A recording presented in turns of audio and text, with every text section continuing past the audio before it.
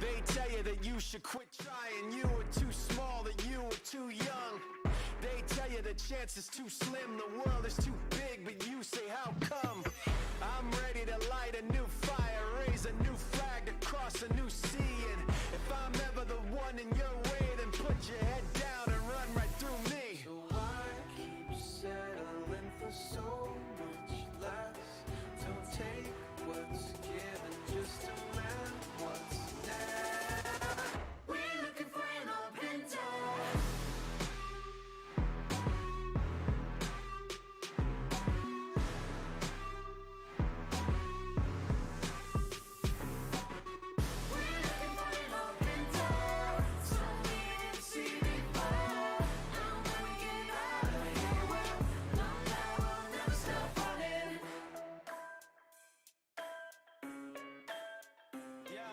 It's something like a shadow in the valley, colossal. Open up your eyes, young one, and be watchful. Behind closed doors, trying to write a new gospel. They are not God, they are apostles. I come with the dumb drum banging you breathless. Enemies freeze, left bent and defenseless. 1 second, y'all. What's going on, y'all? How you doing? 1 second.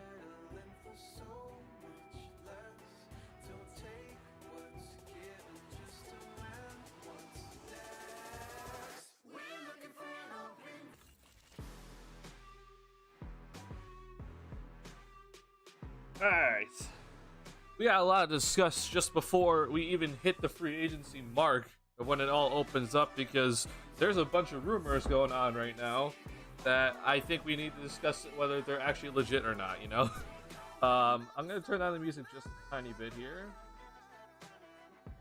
Let's go, Xtero, Indroko, Live Mob, how you doing? Magula. I'm doing good, man. It may sound weird, but I am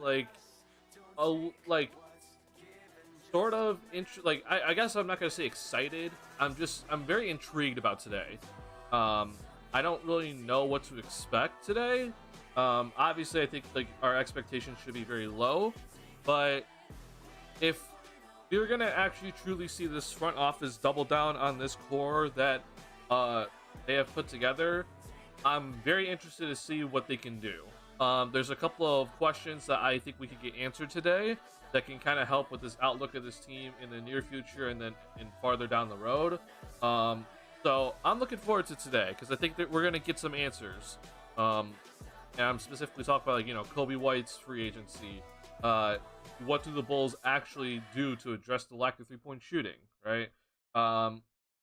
And we can go really dive deep into other stuff, but I'm not going to do that just now. But I want to talk about first this whole article that Jake Fisher decided just to release today before all the free agent frenzy is just going to happen, which is pretty nuts. Just kind of reading through all this. Jake Fisher, I'm not exactly 100% sold with Jake Fisher as a guy that I'm like, yeah, you should go and trust him, right?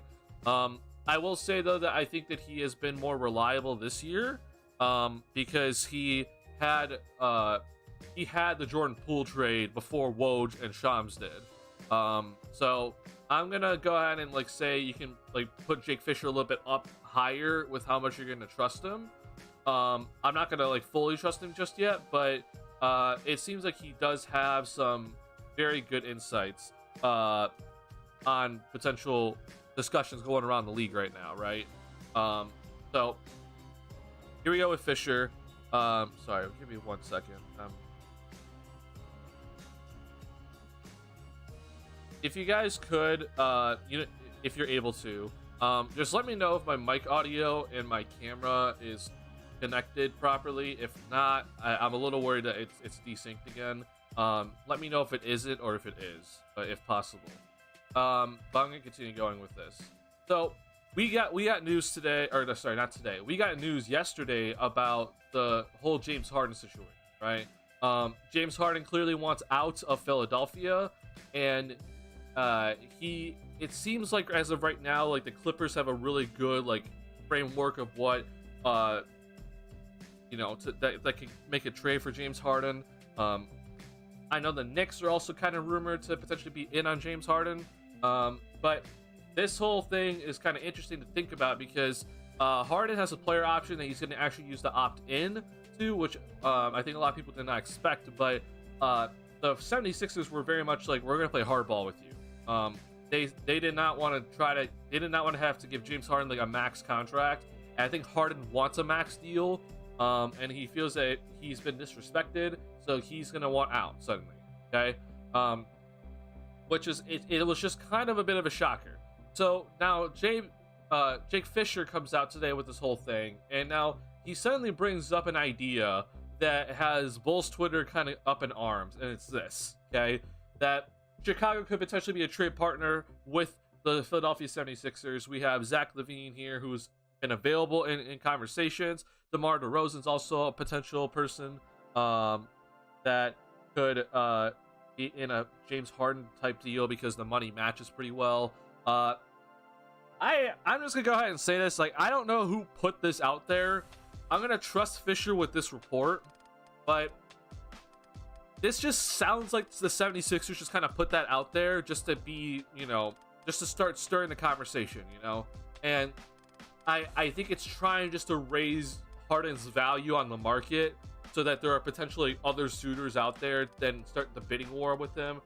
All I'm gonna say is this: if the Chicago Bulls trade Zach LaVine for James Harden, AK and ME need to be fired on the spot, because that would be a terrible decision by the front office. We do not need to trade Zach LaVine for James Harden. Now, if you're going to interest me in a Zach LaVine for Tyrese Maxey, multiple first-round picks, then I'm listening, right? That makes a lot of sense to me. And, honestly, I could also see it making a lot of sense for Philly. But that is all dependent on what they do with Harden. A DeRozan for Harden swap isn't necessarily the worst thing in the world, in my opinion. I do think that the Bulls are kind of stuck in the same position that they are right now, but at the very least, the shot profile changes. It's not the same core that we just used last season, which obviously did not succeed. So maybe bringing in Harden kind of makes this core a little bit better. But that's a big if, right? So I just don't really think there's much behind this. Again, if you're trading Zach for Harden, that's malpractice. DeRozan for Harden, it's two guys on expiring contracts. I could potentially see it. It matters what Philly is seeing in the trade market for James Harden at the end of the day. So that's that. I'm kind of shocked at how much the Bulls have suddenly been pulled into this, but we're here. So it's important to be looking at that. Going on MC season. I like the fact that Duncan is so early so we can all chat after a while while we all lose steam. Yeah. I like to do this early because I already know what's going to happen come when 5 o'clock when it hits, or 5 o'clock my time. It's going to be nuts, right? Like, we're not going to be able to process everything all together. So it's important to start talking about some things now to kind of like set the groundwork, and then we'll be talking about things later on today as it all comes out. Let's see. It's saying thank you, MC Season. I hope the Pat Bev news are fake. I prefer Rose over him. Personally, I don't really want either back. I guess that makes sense. Rose, in my opinion, does not make any sense. Unless Derrick Rose is coming in on like a minimum contract and not even like set to play, Derrick Rose, in my opinion, should not be on the Chicago Bulls next season. I'm aware how much Derrick Rose means to the Chicago Bulls fan base. I will admit that I was not a person that was able to watch Rose like during his prime. I watched Rose after he tore his ACL, but so you could be like, Duncan has never seen or never got to experience Derrick Rose, but like I was able to experience Derrick Rose, not just be like fully involved with the team. It just, to me, with Rose, like, I understand how much he means to Chicago, but this team does not need him. Okay, this team needs more 3-point shooting. They need a better person at the point guard position, even if it's a backup, than Derrick Rose, in my opinion. I think Rose, unfortunately, his time in the league is starting to wane, and it's declining rapidly. So I think that he'd be best suited for some other team that can actually like utilize him and not have to be worrying about too much of the lack of shooting on their roster. But with the Bulls right now, it just doesn't seem to make much sense. So that is my personal thoughts on it.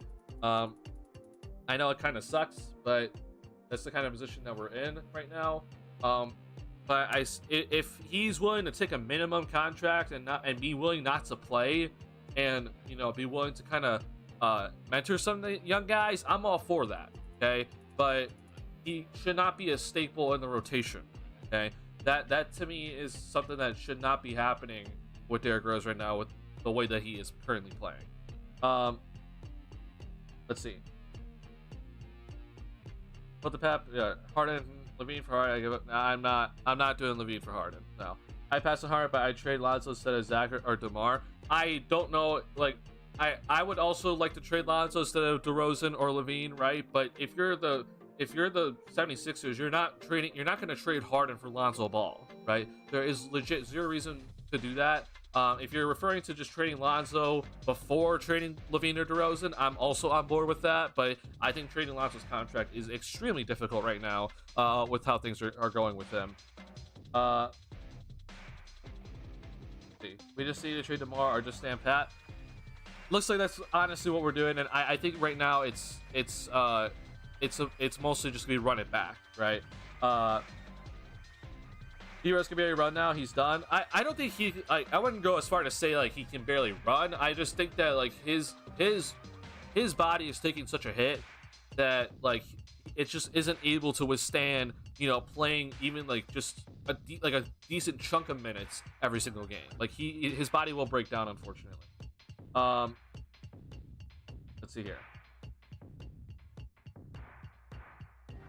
Pat Bev doesn't make sense, makes less sense in my opinion. I don't think that's a terrible opinion to have over, like, if you think that Pat Bev makes less sense than Derrick Rose. I just don't think either really makes sense right now, because Patrick Bev is going to be wanting more money than the minimum, obviously, and with Derrick, I just don't see where he plays. Damn, your Youngblood then. So I started watching the Bulls in 2013, like the 2012-2013 season, the season that Derrick Rose was out with his ACL tear. He was out the entire season. Like I watched that team with Nate Robinson, Marco Bellinelli, like those guys on that team. And Nate Robinson immediately became my favorite player. I was very upset that the Bulls didn't bring him back. But yeah, that's when I first started getting into basketball. This was kind of like a really weird transition time for me because I was like starting to not play in baseball anymore, so I had time to start watching basketball. So yeah, that's when I started watching the Bulls consistently. I did watch some games here and there before then, but I was not really like that into it. So yeah, that's kind of where my Bulls history is. I've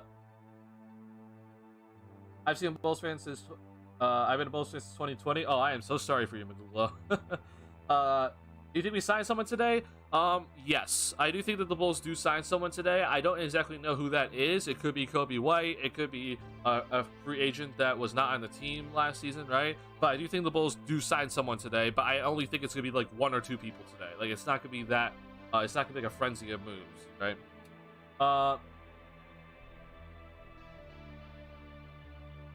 Let's see. No reports on it. I watched him play for like 2 minutes. He looked elderly on the court. If you've watched Derrick play recently, he just doesn't look good. Like he really just doesn't. It's just unfortunate. It's the unfortunate truth with him. Can the Sixers apply for the season-ending, John, if they traded for him? They could, right? But what would be the point of that? Like you're just getting an extra $10 million. If you're trading Harden and you're trying to stay relevant, then you need to trade Harden for actual pieces right now and look to actually build a team around Embiid still without James Harden. Taking on Lonzo's money makes little sense in my opinion. Dante DiVincenzo needs to be here ASAP. Bulls for life. That is one person that is on my list today that I would like to see the Bulls go after. I have a list for you guys that I want to see the Bulls at least get at least one of these guys today. Okay. I do have a list for you guys kind of made. And we'll get to that a little bit later, like before free agency actually officially hits. There's a couple of other things I do want to talk about before we get there. Wish they would take Lonzo off the books. Look, man. Here's the thing. Like, I want to make it clear about Lonzo, about how difficult it is to actually get his complete contract off the books without actually trading him. Okay, like when we're we're applying for like a career-ending injury clause, okay, whatever it's actually called. Like, this is incredibly rare in the NBA. Like, this isn't something that just happens like, you know, every other week, right? It doesn't even happen once a year typically. Like, you typically never ever see this situation that we're seeing with Lonzo Ball right now, okay?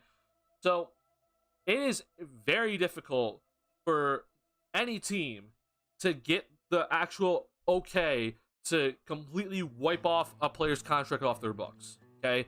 I think the last person that we actually saw this like really happen to was Chris Bosh when he had the blood clots. Like, I'm aware that LaMarcus Aldridge had his, you know, sudden retirement, right? But I'm talking about a player that had a significant amount of money and then just suddenly could not play anymore, and his contract got wiped off the books. And I think the last person that this happened to was Chris Bosh, okay? That was way back when. Like, what was that, 2017, 2016? Like, that was a long time ago. Maybe it was like 2018, 19. But like I said, it's not like a simple situation here. Now, what I think the Bulls could do and could easily get from the league office is that they could apply for the disabled player exception for this season for Lonzo Ball and then get an extra $10 million to use. The thing is, though, is that $10 million is, you know, it counts towards the luxury tax. It's not like suddenly the Bulls just open up $10 million extra between money and the luxury tax, right? It's not like it's just easy money just to use. And we all know that this Bulls team is not going to go into the luxury tax. I think they should do that just because it's an extra 10 million, but I don't think they're going to do that, right? So if you're not going to do that and you're very unlikely to get the okay to take Lonzo off your books, then the Bulls are kind of stuck here. Which is kind of the reason why I have been looking at some teams that have some cap space that might be willing to take on Lonzo's contract just for a sweetener, right? You know, a pick, maybe the Portland pick, right? It just, to me right now though, because of how bad the situation is with Lonzo, I don't even think a Portland pick is going to do it, right? It's going to have to be in like some sort of combo trade to really get Lonzo Ball off the books, okay? And I don't really know where that's gonna come from, honestly. So right now the Bulls just they're very very stuck. Like, I honestly feel like this is one of those situations where, like, I'm not fully gonna be blaming the front office. I do think the front office should still apply for the disabled player exception for Lonzo, because they even said that they think Lonzo's not going to be playing next season, okay? So I think they should at least do that. But when it comes to anything else, man, like, I don't know what else to say. It is like extremely difficult situation with Lonzo Ball, and it sucks that we're in this situation. I think he was a great player to bring in, but his knees are just dead. Like, I honestly don't think he's ever going to return, but the doctors are going to always try to get this, especially a player at his age, they're going to try their best to keep his career alive, and not just call it early, even if the writing is on the wall. I would just be very worried about Lonzo's, just day-to-day health right now, and hoping that he can just do normal functional activities, but it seems like he's still trying to come back. The doctors in his camp still want him to try to come back, and so we're going to have to try to support him with that, right?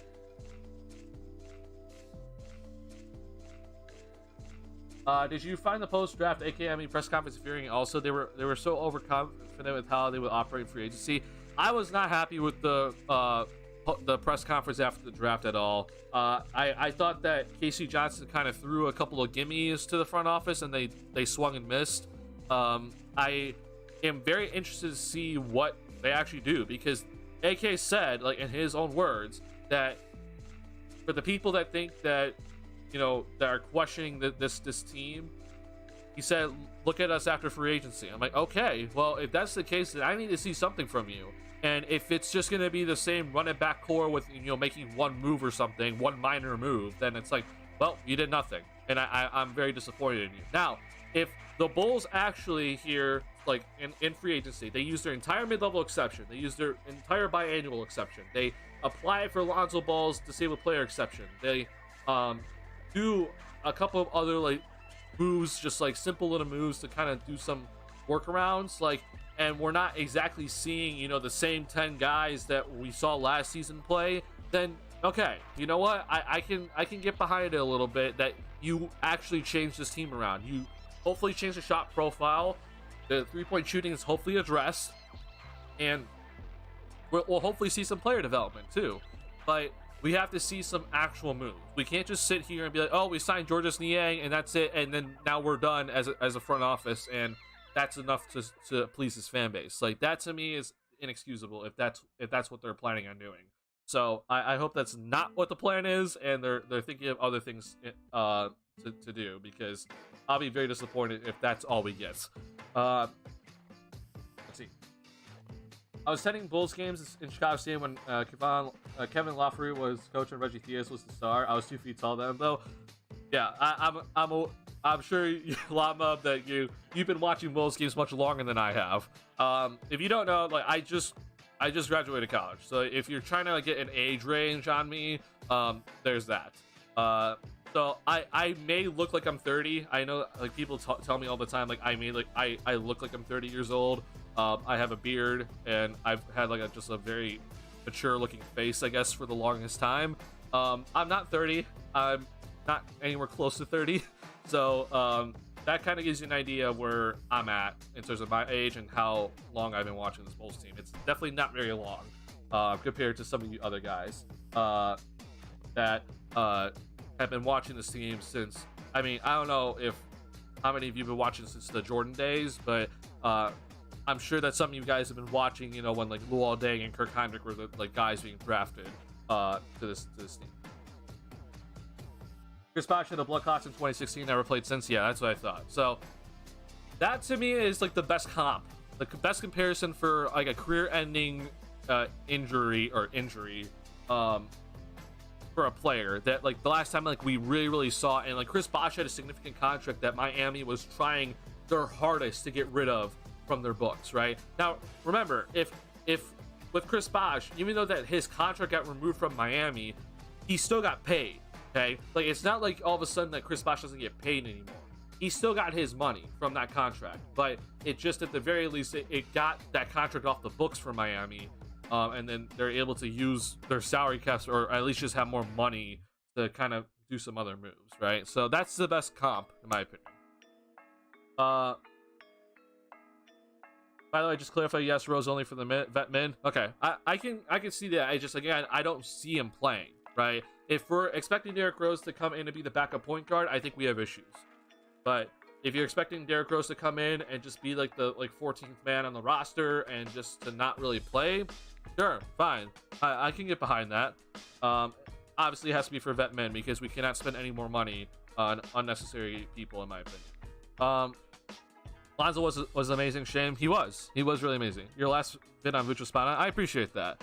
I'm happy with how that vid turned out, honestly. I know I talked fast in that one. I had a lot to say in the 18 minutes that I recorded, but I'm happy about that one. I agree, the minimum changes are such big wins to them. Change needs to happen. Like, here's what I will say, what I think the front office, like, they may have gotten a little bit of a bad, like, overall look from some things. I do think that the front office last offseason, they were, like, actually trying to get Gallinari, who would have obviously been a great three-point shooter for this team. I'm aware that Gallinari is not a good defender, but he's played for Billy Donovan before. He is a 6'10", lengthy forward, right? And how much do we need that, right? They tried getting him, and he didn't come here, right? He went to Boston, and unfortunately for him, Boston just traded him. But it just shows you, like, okay, the front office was actually trying, and I think that they expected, you know, Gallinari and Drummond to come, and then I think they thought that the Dragic deal, for whatever reason, was going to work out better than it did. I don't know why they thought the Dragic deal was going to be better, but it clearly was not better. So I don't know what that thinking was all about, but I do think that the front office was, like, really thinking that Gallinari was going to come, and obviously they struck out at him, and so they kind of got screwed. So if that's the case, then, you know, it's bad. It's a bad job on them, but I do think that they're at least aware of, like, okay, here are some of our deficiencies and that we need to address them. So at least, in my opinion, like, they're aware of something. Now, I don't think they're aware of everything, but I think they're at least aware of their lack of three-point shooting, and they need to make some changes very quickly. And we'll see if they actually make these necessary changes to this roster, because in my opinion, this is a free agency that has a lot of good shooters, and you need to go get them, right? And I think it's very important that this Bulls front office goes out and gets them immediately. Okay, now let's look at some of the things that has recently happened with this Bulls team, okay?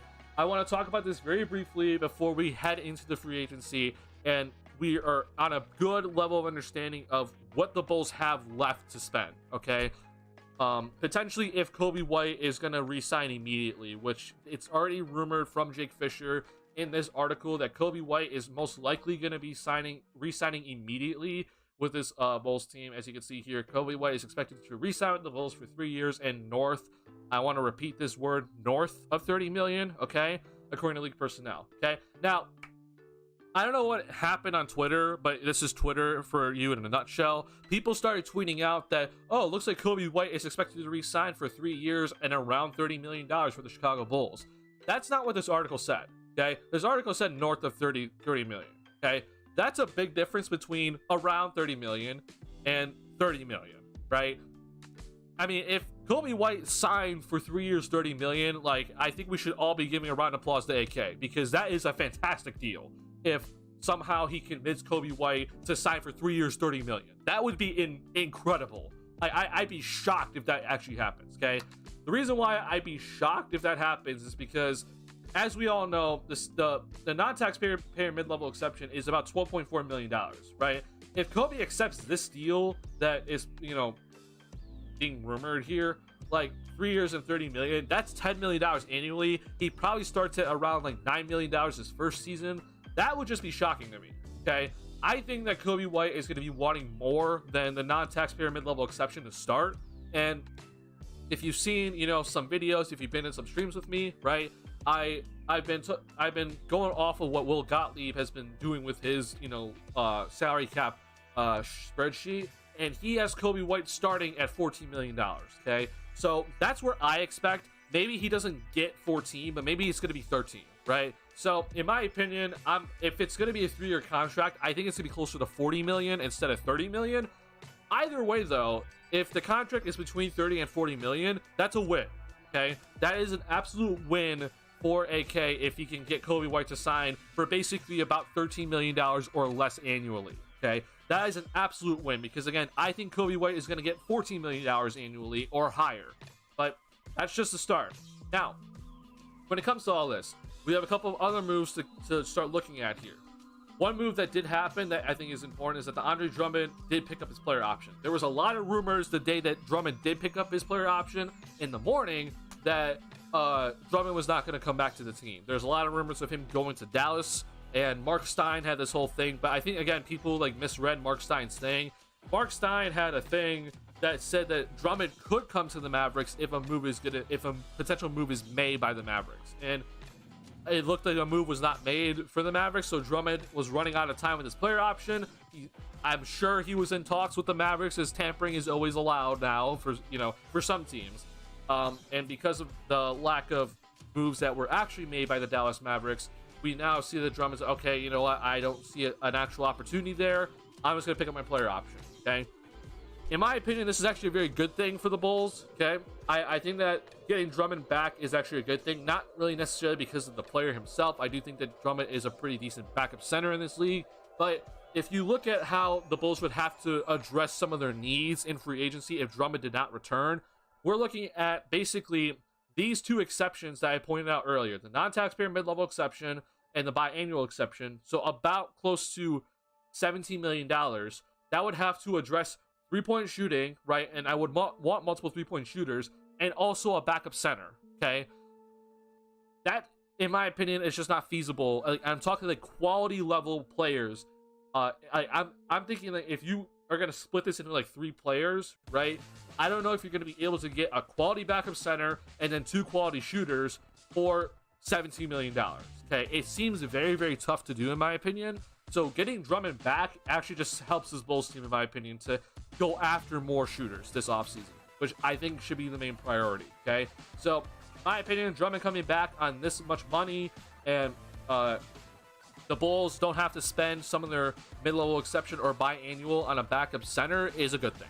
So, I'm like, thumbs up for that for this Bulls team. Now, when it comes to some other stuff here, though, Nikola Vucevic, obviously, we know with him, his contract is fully guaranteed. I was not very happy to hear that, but we also got news that his contract is backloaded. So as you can see here, He is getting paid $60 million in his contract, but when I say backloaded, it means that he's going to make less money at first and then more money as the years goes on. Instead of him making $20 million this year, he's making $18.5 million. So that opened up an extra like $1.5 million for the Bulls to go ahead and have a little bit of wiggle room between their payroll and the luxury tax. Okay, so that's a little bit of extra wiggle room for the Bulls this offseason, which is not a terrible thing, right? So when it comes to the Bulls right now, we're looking at their current active roster cap right now. Like, this is with all the current guaranteed contracts on the roster. We're looking at $136 million. Okay, that means the Bulls are already, with just their guaranteed money, they're already over the salary cap. Okay, the salary cap is $136 million. We're already over the salary cap. We were already operating over the salary cap, though, because of our cap holds. If you don't know what cap holds are, this is what cap holds are. Vucevic obviously had one before he re-signed. But now these are our cap holds. And obviously Kobe White's $22 million is the biggest one here. But you can see some of the others here are pretty significant, okay? So that's what we're looking at right now. I just want to make this clear. Just because Kobe White's cap hold is $22 million and we expect him to sign for less does not mean that suddenly more money opens up, okay? The luxury tax threshold this season is $165 million. So we're still looking at about only $27 million between where the Bulls currently stand and the luxury tax. I expect Kobe White to get $14 million, right? So suddenly that $27 million drops down to $13 million. I expect Ayo Dosunmu to sign that qualifying offer, or at least something similar to what his qualifying offer is. That suddenly $13 million drops down to $8 million, right?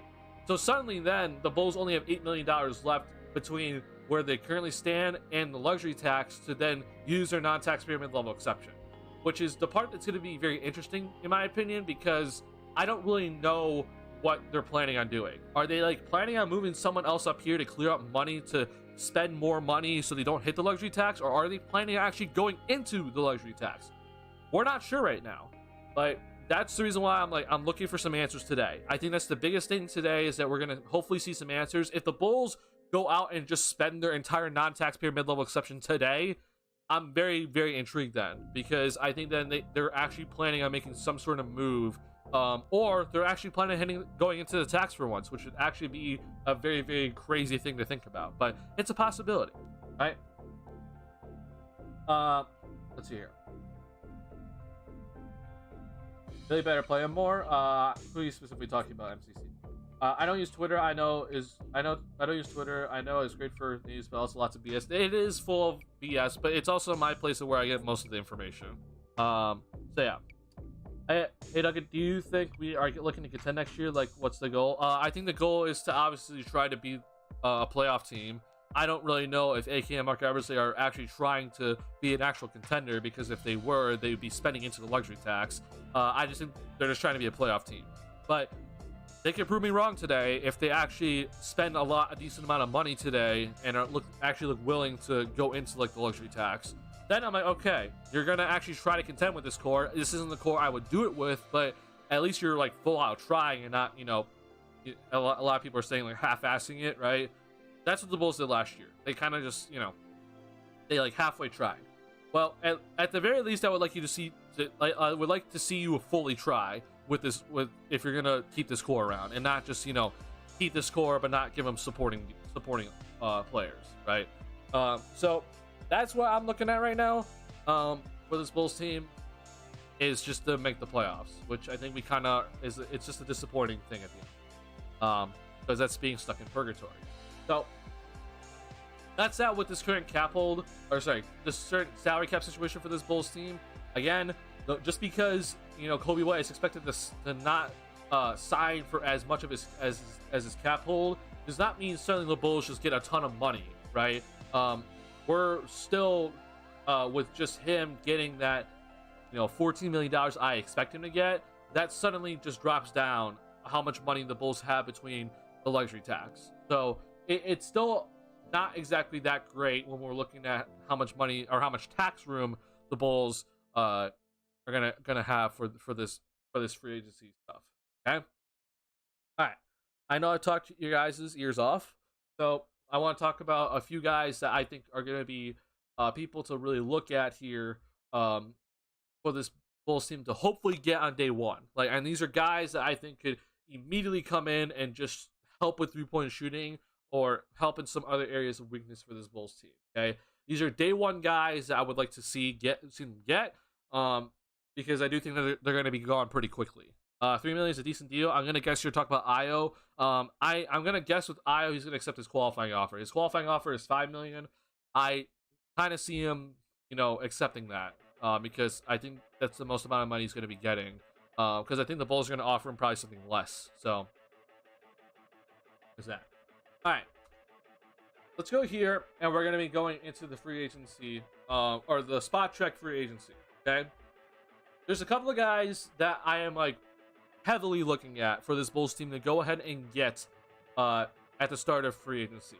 All right, and it's gonna come down to if AK and Mark Eversley are gonna be willing to pay up what they should be willing to pay up. All right, so the first person on my list is Malik Beasley. Okay, this is the guy that I think is probably most impactful. Now, don't worry about this contract here. He is not getting this much money. All right, the Lakers. If you do not know, the Lakers just recently declined his $16.2 million player option, making him an unrestricted free agent for this offseason. All right. Malik Beasley is a very volume-heavy shooter. He just puts up threes. That's all he does. Right. This is a guy that can come in and just add 7 threes a game to this Bulls team. Okay. And because this Bulls team does not shoot enough threes already, I'm aware that maybe his numbers don't exactly look the greatest, especially when you look at his 3-point percentage. It's not like the top tier, but it's still 35%. The thing is, though, if you look at Malik Beasley throughout the last couple of seasons, all he does is just shoot threes. Okay, he puts up a ton of threes at a very, very high rate. Okay, as you can see here, with the Lakers, he averaged 7. With the Jazz, before he got traded, he averaged 8. The season before, he averaged 8. Like, that's what I want to see for this Bulls team. Go get Malik Beasley and just add a guy that you know is going to be adding like 7 threes a game for your team. If you are bringing back the same roster as last year, which basically averaged under 30 threes a game, this guy is going to get you to 36 threes a game. Just him by himself. So go get Malik Beasley. I don't know how much he's going to necessarily cost. I'm going to guess it's a good chunk of the mid-level exception. So again, when we talk about mid-level exception, we're talking about $12.4 million. I expect him to at least cost $8 million. So it could be closer to 10, maybe even the entire mid-level exception. But this would be my guy, all right? This is my number one guy for free agency today. Go get Malik Beasley. I don't know what's going to cost, but go get him. And I think he is very much looking to sign for a mid-level exception and not much more. I'd be shocked if he's asking for more because he was a bench player at the end of the day for this Lakers team. And also, I think for the Jazz, he also came off the bench mostly. So, again, don't expect him to be, like, asking for a ton of money because he is mostly a bench player. I've seen Dennis Schroeder, Max Strus, Dante DiVincenzo, and Mo Bamba being thrown around for the Bulls. Those are definitely some guys that are being thrown around. I will get to some of those guys in a second, Patrick. Also, a mock trade, Zach to Miami for Hero, Duncan Robinson, Nikola Jovic, and 2 firsts, but I don't want to trade Zach. So, I have also seen those, like, Miami mock trades, and all I'm going to say is that, like, I'm not, like, the biggest on Tyler Hero. I do think Tyler Hero is a good player, but I don't really see all-star potential with him. I think Bulls fans just want to get rid of Zach, but I'm just like, if you think Zach is one-dimensional, then, like, here's Tyler Hero. Like, I'm aware Tyler Hero can score, but he doesn't score at Zach's level. So I'm just gonna go ahead and say that right now. I don't really know about that sort of deal. Now, I see 2 firsts, which is pretty decent, but I think Miami is just going to always be decent, so those firsts aren't going to be as valuable. I don't want Duncan Robinson whatsoever. I'd take Jovic, but I don't do that deal unless I'm getting like 3 firsts from Miami. I don't think Miami's going to do that because they need to add more to their team. So, in my opinion, that sort of trade, I've also seen that trade. It's a no for me. Unfortunately for Miami. So, that is. I was talking about Drummond, 3.6 million. Yeah, gotcha. Okay, yeah. I think 3.6 for Drummond is not terrible whatsoever. I think it's a good deal. I like Malik Beasley. I do too. Do we average fewest threes attempted and made? Yes, we averaged the fewest threes attempted and made this past season. This is the definition of the Chicago Bulls. Unfortunately, is that we just do not shoot threes, and it drives me insane when I see this stat. So just so you guys can double check this, or double check me, I guess. Okay. Let's go over to 3-point attempts.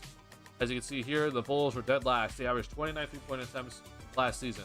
And consequently, they also averaged the least amount of threes made per game. Okay? We're very close to the Rockets, by the way. We are close in terms of threes made, but the Rockets, even though they are a worse shooting team percentage-wise, they took more threes than the Bulls.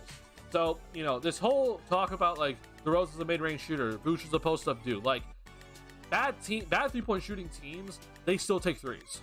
Okay, I don't want to hear the excuses anymore for this Bulls team. They gotta shoot threes, even if they're like a bad 3-point shooting team.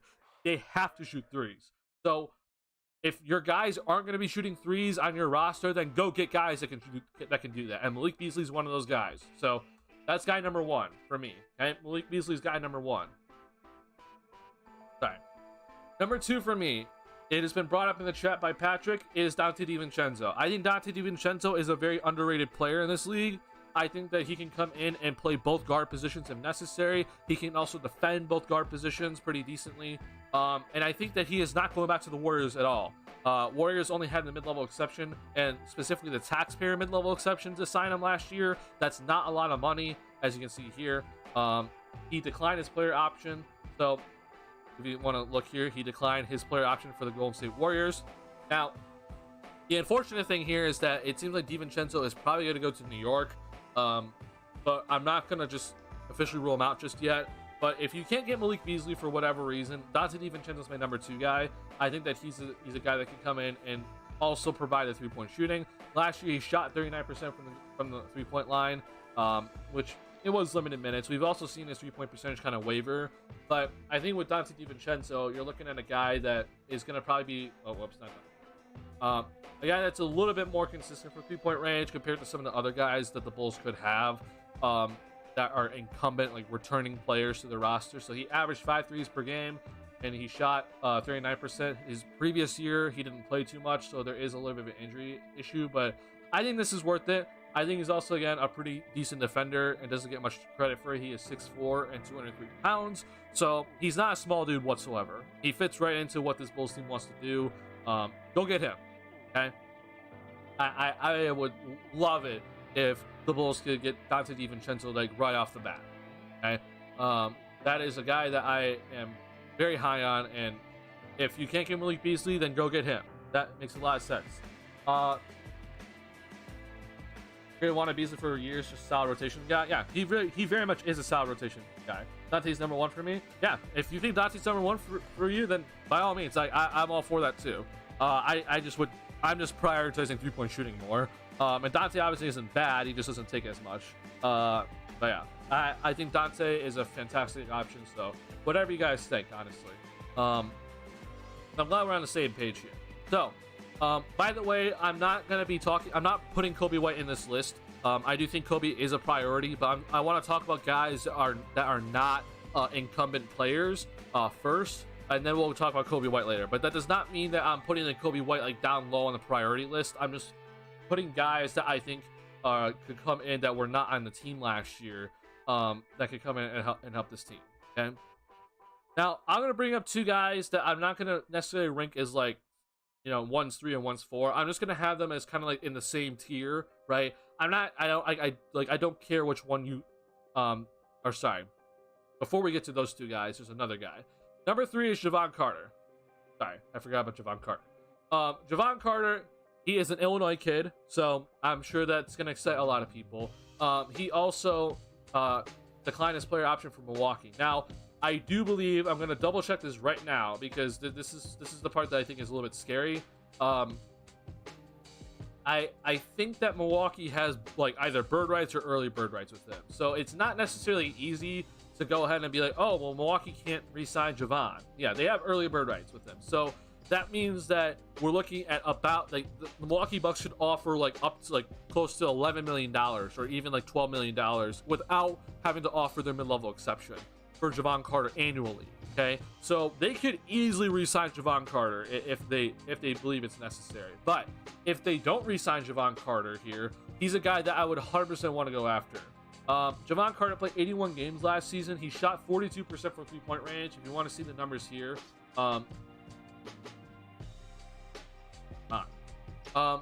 this guy played a very significant role for Milwaukee because there was obviously the injury to Chris Middleton, and Javon, you know, he played like a pretty decent role for them. And it was kind of crazy because he kind of bounced around the league a little bit, but averaged career high 8 points per game. Obviously, he shot the three ball pretty well, but that's only on 4.2 attempts, so it's less than DiVincenzo, it's less than Malik Beasley. But obviously, the biggest thing with him is that he is a fantastic defender. The thing is, he is only 6'1", so that is like a little bit of a concern for me, is that he is only 6'1", but he is obviously a very good defender for his size.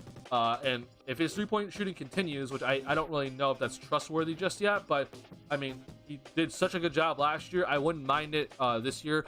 I just would not have him starting personally if he comes to the Bulls. Like, he would be definitely a guy off the bench, but would play significant minutes off the bench in my opinion. So yeah, that's kind of what I'm looking at with Javon Carter. So Javon Carter's my number 3. All right, Austin Reeves being offered max deal apparently. Really? I'll have to double check. I'll have to go look at that. Now I'm gonna bring up two more guys for you, and then I want to check in on some of the Twitter stuff because I guess there's some stuff going on. Patrick, I don't see that just yet from Woj Sham, so we'll come back to that. All right. Numbers 4 and 5, but they're like interchangeable in my opinion because I don't really care too much who it is, and I think these are guys you can get on the lower tier. One guy is Damian Lee. Okay, he is a little bit older. He is past 30. Okay, but as you can kind of see here, his career earnings are like definitely on the lower end. So like if you're ever gonna get Damian Lee, it's not gonna be for that much money. But another shooter, right? Damian Lee is the guy that I actually really like in the NBA. I think that he is pretty underrated as well for a guy that shoots as well as he does. As you can see here, 44% from three-point range. Obviously less attempts, but he played like a pretty decent role with the Warriors when they had everybody out that one year. And then obviously with Phoenix, he had a pretty decent chunk of a role too. He averaged 20 minutes per game, averaged 8 points per game. So another guy that could just be on your bench and just come in and just start putting up threes. I also think he is not that bad of a defender. Just at least the games I've watched of him. I haven't watched too much of him, but that's another guy that I like. Now, the last person that I am gonna talk to you guys before I double check on some things is a guy that I have brought up in the stream already that I think could be gotten for on the cheaper end because of his age and just what he brings to the table, and that is Georges Niang. I'm aware that a lot of Bulls fans don't know who Niang is, but I feel like Bulls fans should know because he has kind of destroyed us anytime we play the 76ers. Niang is not a guy that gets a lot of money. As you can see here, this is not a lot of money that he got. This is the reason why I'm bringing these guys up is that I think they could be half like the biannual, right? So you don't only have to spend your mid-level. But Niang is another three-point shooter. Okay, I've given you guys 5 three-point shooters that can just come in and just raise the average of the three-point shots per game for this team. He averaged 5 three-point shots last year on 40% three-point shooting, and you can see here he has been consistent throughout his entire career. Okay, like 40%, 42, 40, 40. Like I am not worried whatsoever about Niang's consistency from three-point range. So if there's a guy to go get that on the cheaper end is going to be a very, very good three-point shooter and is going to be for the cheaper end because he's not that good of a defender, it's Georges Niang. Again, I'm aware that he is not that great of a defender, but because this Bulls team was ranked 5th in defense last year, I am not going to be looking at defense too much right now in free agency. The three-point shooting is by far the most important need for this Bulls team, and I need to address that first before I even start thinking about addressing the defense, okay? Which I'm aware the defense has holes. Like, just because they're ranked fifth does not mean that they're perfect from defense, but the three-point shooting has to be number one priority. And so these are 5 guys that I think the Bulls can 100% get on day 1 or, get on day 2 and can come in immediately and just help this squad shoot more three-point shots. The Bulls last year, there was a stat, I did not save it unfortunately, but they generated a lot of good three-point looks. The problem was that they just did not take them. We're talking about guys like P. Will, Ayo, Caruso, these guys that need to take these three-point shots for the love of God, did not take the open three-point shots, but then also the Bulls don't, they generate good three-point looks, they just also don't generate enough good three-point looks, right? So at the very least, what you can do is that with the looks that you do generate, you can at least take the shot.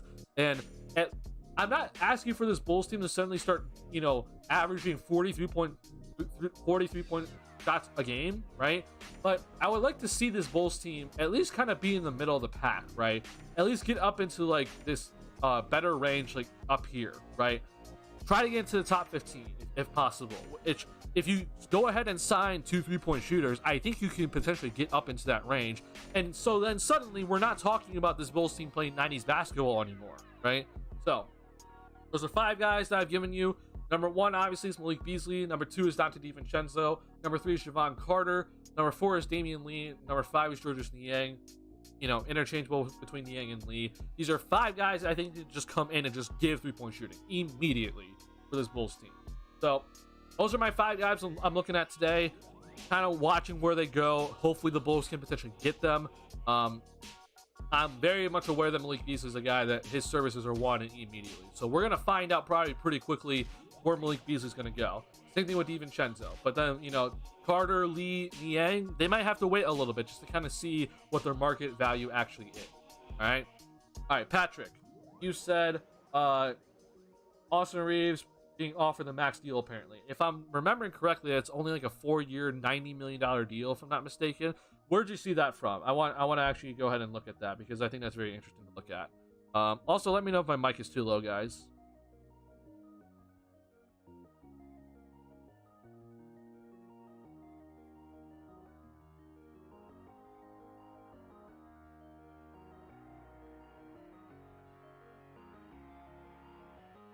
I haven't seen too much. Sorry,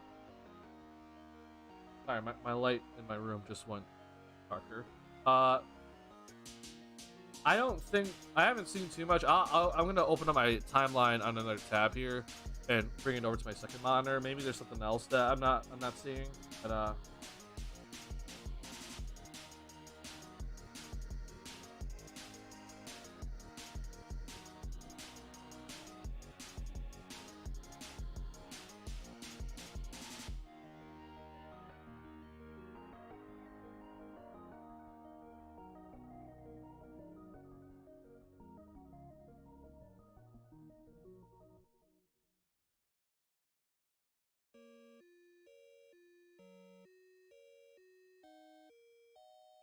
I am not seeing too much about Austin Reeves right now. I follow a decent chunk of people. I'm gonna check on Chris Haynes and Jake Fisher one more time, and maybe I'm just missing something. Let's see.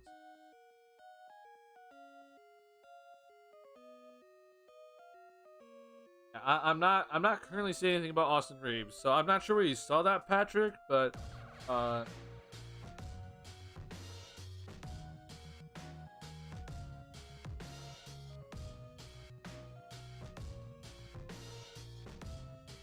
I'm not entirely seeing that. Watching ESPN right now, they said 4 years, 52 max. Not sure if that's right though. 4 years, 52. I think Austin Reeves can get more than that. I think that's maybe the max the Lakers can offer him. But I think if I'm remembering correctly, he can get more than that. If any of the salary, the teams with salary cap, if they actually wanted Austin Reeves, and they have more than 20 million, they can go ahead and offer that to him. But I think that's the max the Lakers can offer.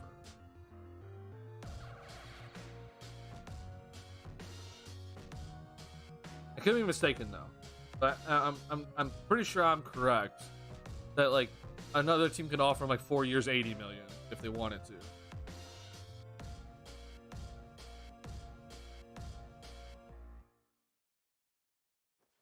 All right, that's that. We'll get back into Austin Reeves in just a second here, but right now, my biggest thing that I'm gonna be watching in the next 4 minutes, as the clock is gonna hit the top of the hour here. It's gonna hit 5 o'clock for me. I don't know where you guys are, so maybe it's different for you. But this right here is just it's Shams and Woj. This entire notification section. So this is just gonna be filled up right here. So we're just gonna be reacting to everything basically live as it all just comes filing in. Hopefully we get some Bulls news today. I do think that the Bulls are gonna sign someone today. It's probably just gonna be one person. Maybe it's just Kobe. They're just bringing Kobe White back, which is not a bad thing. But I'm just gonna go ahead and we're just gonna go ahead and react to all this as it comes through. And I'm sure we're gonna all have crazy reactions to it because this is gonna be a pretty big free agency, in my opinion. Because this is important and very important. A very important free agency for a lot of teams. So we'll see who gets the jump. All right, look at this here. You see how I kept numbers for this?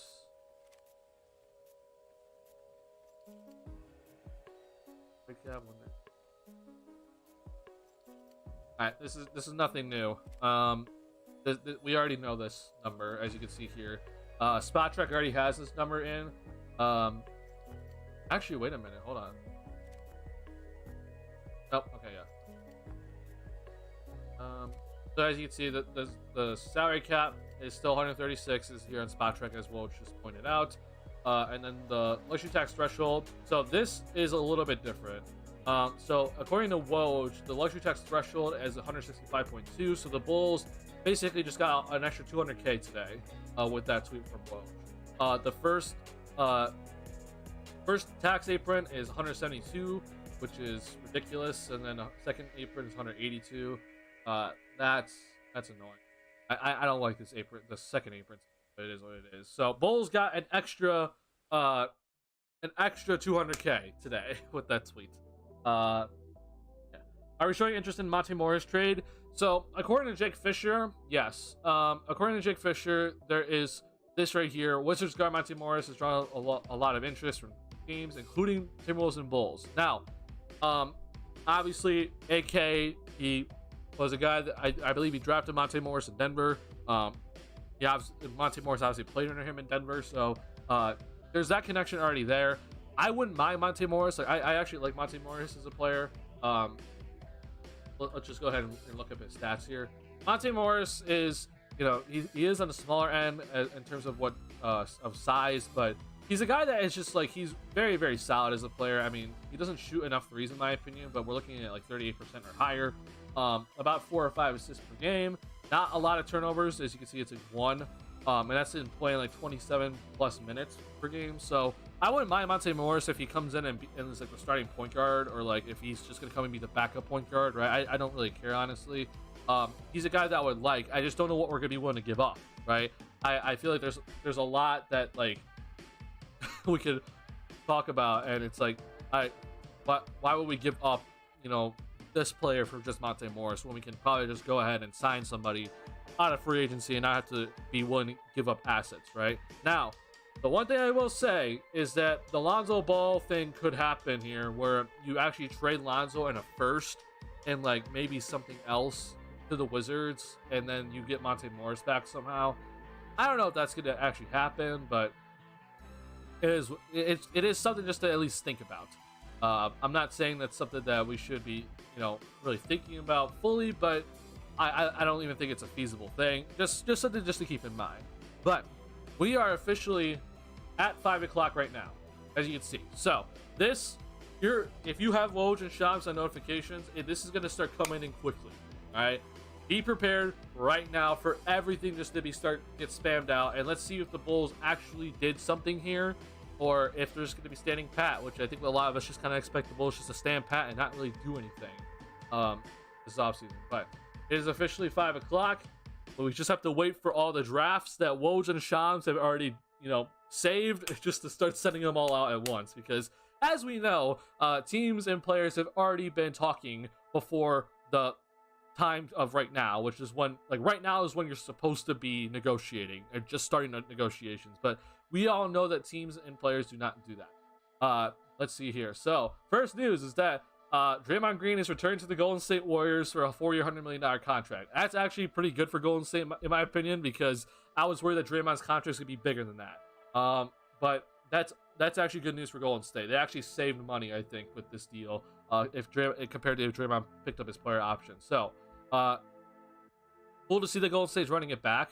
Nothing too surprising there. Like I said, this is all just going to start coming in immediately between Shams and Woj. They just have to not get in trouble.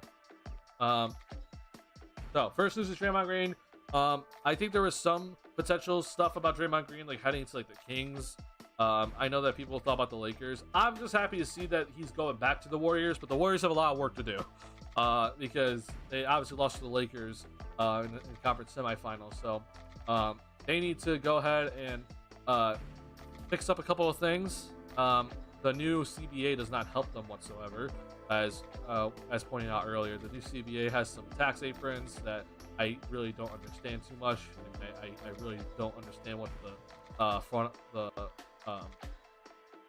Players Association was thinking, but here we are.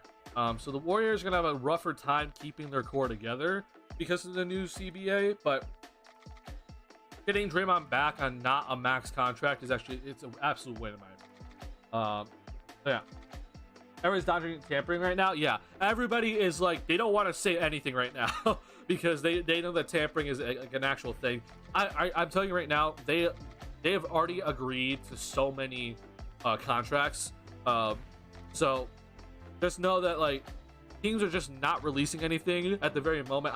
I'm sure they're gonna start releasing like 10 minutes in, but like they're not gonna release anything at the start because tampering is a very big issue right now, and the NBA actually wants to prevent that. But I already know that stuff has been agreed upon because that's how this league works. You don't just start negotiating now because you don't get the jump on the players that you need. But this happened first. This is released first, of course, because Draymond Green is an incumbent player for the Golden State Warriors, so there's nothing really to be too much worried about if you're Golden State about potential tampering, right? You're allowed to be talking about extensions with Draymond Green pretty much at any point, right? Because he is a returning player. So it's more for the players that are changing teams that if obviously we know with Lonzo Ball, right, for example, with the Bulls, that like he just agreed to a contract immediately when free agency opened. That show clear tampering, which again every team does it. I don't know why the Bulls, of course, had to just suffer consequences of it. I'll talk about tampering again. Okay. While we're waiting though, I want to talk about one more thing when it comes to Kobe White. Okay, the new CBA for players that are coming off of rookie contracts. Okay, so the players that are coming off of rookie contracts, the 4-year rookie contract is Patrick Williams and Kobe White. Patrick Williams obviously has another season left, so he's extension eligible, but Kobe White is coming off his 4-year rookie contract. The new CBA allows you to actually sign guys that are coming off the rookie contract to a 5-year contract. Okay, so for Kobe, for example, it's important for Kobe because he could potentially be like, I want a 5-year deal. That wasn't possible before unless you were getting a max contract. So a good example is Devin Booker. When Devin Booker came off of his rookie contract, he immediately signed a 5-year extension, max contract extension. If he wasn't going to get the max, he was not able to get that 5th year. So for Kobe, for P. Will, it's actually very important with this new CBA that they allow that any player coming off that rookie contract of 4 years is able to actually get a 5-year contract extension in their next contract. I think that it's a very interesting thought. I think it might screw over some people, but at least I think for a guy like Kobe and also for a guy like Patrick Williams, I think it's going to help these two because it can lock them up for some decent chunk of money. And because we're not entirely sure where their projections are going to be and what the potential is, that helps them a little bit to kind of secure some money. moving forward here. Let's see. Drew Eubanks is going to the Phoenix Suns. So we did see recently that Jock Landale, for some reason, the Phoenix Suns, they just rescinded his qualifying offer. Drew Eubanks, who I think is a very underrated center, is going to be going to the Phoenix. That's actually good. Excuse me. I think it's a great pickup for Phoenix. I think it's a fantastic pickup for Phoenix. That's their backup center now, so good for them. Karis LeVert is going to stay with the Cavaliers. That's no surprise in my opinion. Okay, is there anything else that I'm missing here? All right, here we go. Oh my God, really? Wow. All right, here we go. We got Bulls news, guys. We got Bulls news.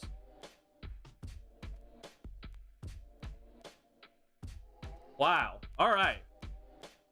So Kobe White is returning to the Chicago Bulls on a 3-year, $33 million contract. That is incredible. Okay, this is incredible. All right, I want to bring up a graph that had a good kind of showing of what the Bulls salary cap situation was actually going to be looking like. Suddenly now, this looks a lot better for this Bulls team, just because of this one move. Like, this is actually significant for this Bulls team. So let me bring this up in just a second. But we were looking at this for Kobe White. Okay, this is by Will Gottlieb. This is just kind of our projections, right? But we had Kobe White making $14 million just to start. Okay, that's just the start of his salary, and this is going to increase by 8% every single year. Okay, with him only getting $33 million, like that, I think is going to start around 10 million. So instead of it being 14 million, suddenly we're around 10 million. So now all of a sudden, if we're just gonna let's actually do this right now, because Spot Track is awesome and we're able to actually kind of like play along with this, right? So let's go ahead and sign Kobe White here as a free agent. Okay, I'm very happy that Spot Track allows you to do this.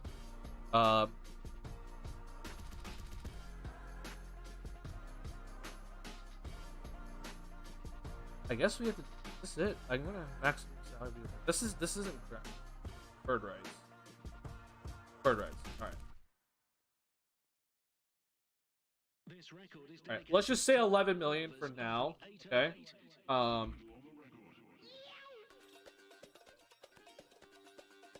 Let's just say 11 million for now. I'm just gonna go on the higher end. Okay. This is actually very significant. All right. Let's just say 11 million for now. All right. So Kobe White is now in at $11 million just through Spot Track, all right? So suddenly now, with that, the Bulls are looking at $148 million, and then I believe, all right, so 165, so if that's it, then the Bulls have their full mid-level exception available to them right now, and the biannual, I think, if I'm doing my math correct. Going into the luxury tax, then that's it. Oh crap.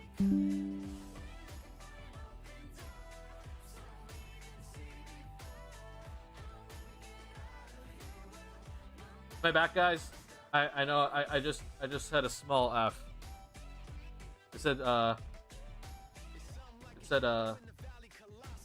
my OBS disconnected. Can you guys hear me?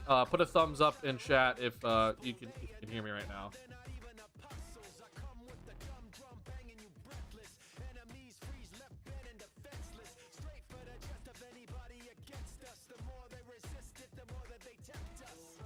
All right, good. Thank you, Patrick. All right, now, okay, I see what you guys just said. Let's look into this. All right, you don't know. So, which one is it?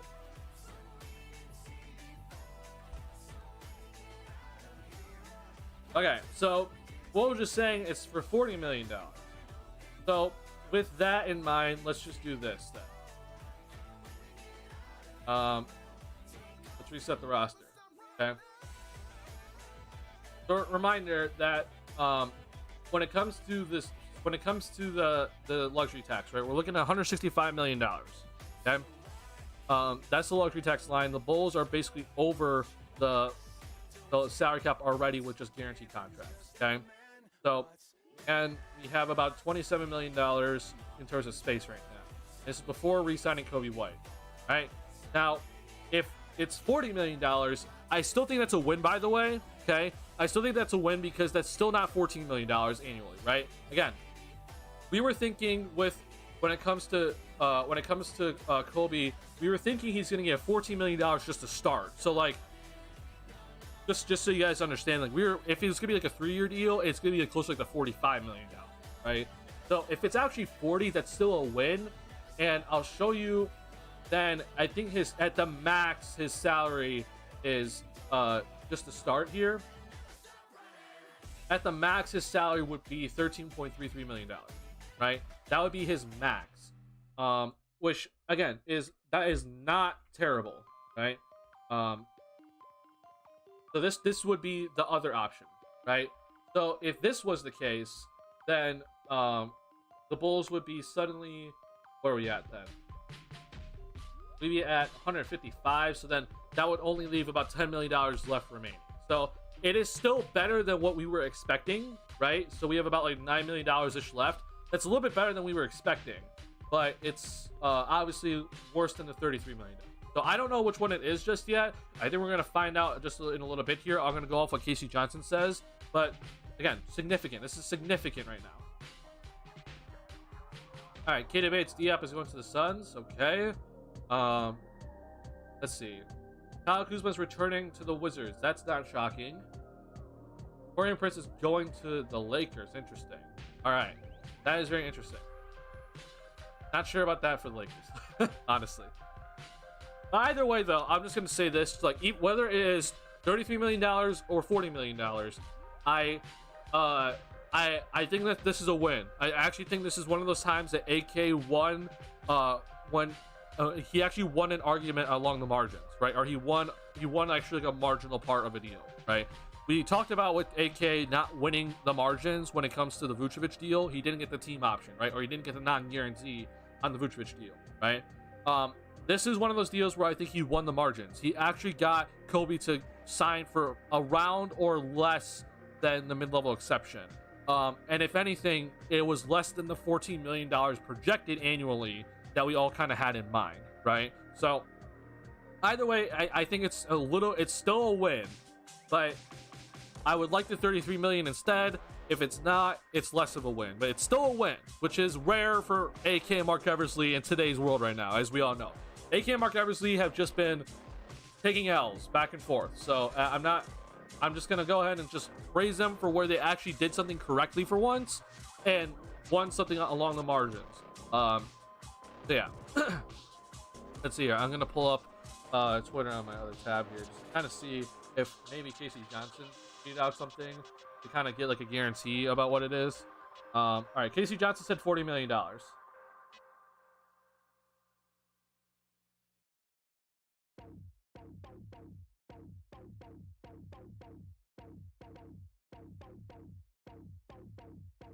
Okay, so let's go off of this because I do think Casey Johnson is the most credible person here.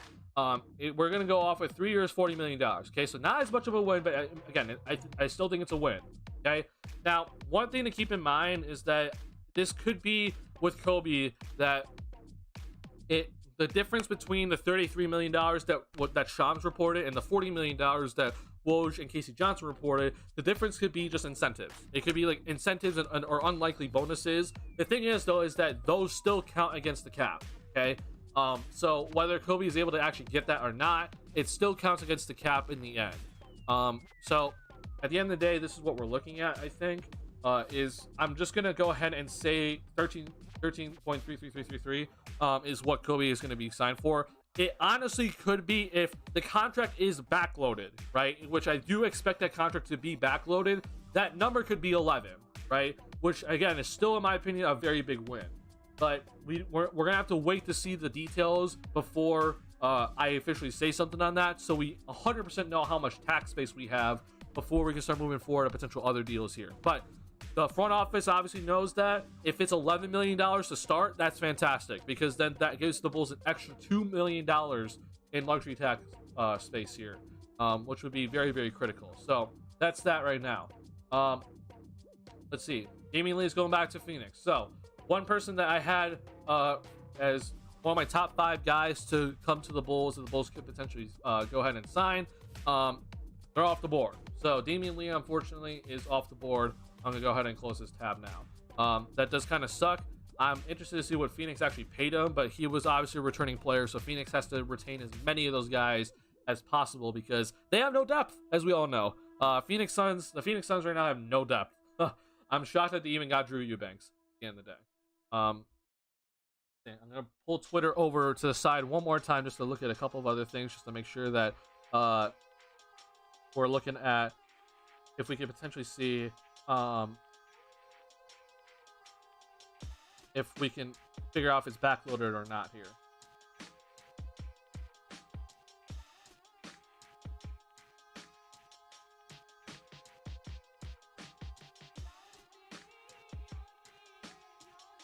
Sorry, give me 1 second. I'm trying to figure out if we know. Damian Lee's on a 2-year deal with a player option. Okay.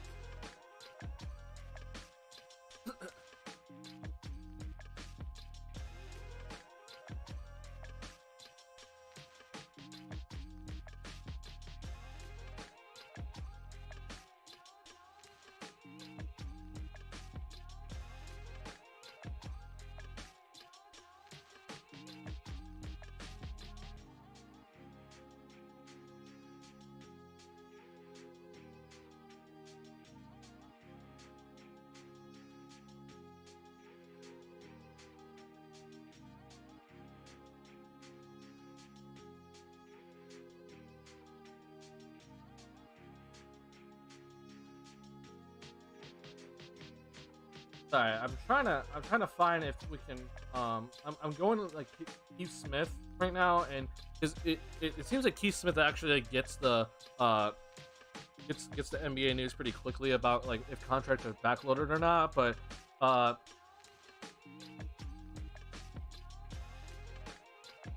sorry, he does not know. So.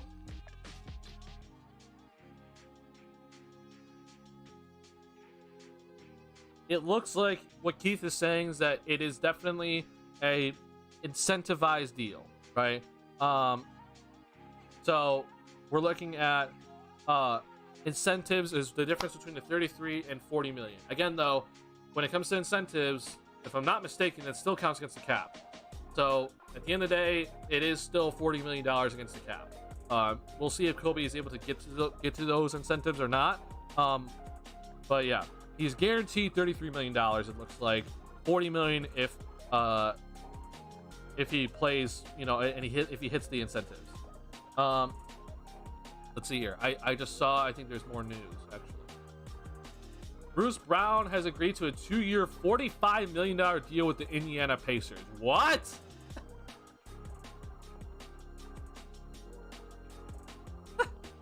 What, bro? What? Bro, 45 million? Oh my god. Okay, just so you guys understand, Bruce Brown is going to get paid more than Lonzo Ball is getting paid this season. Like,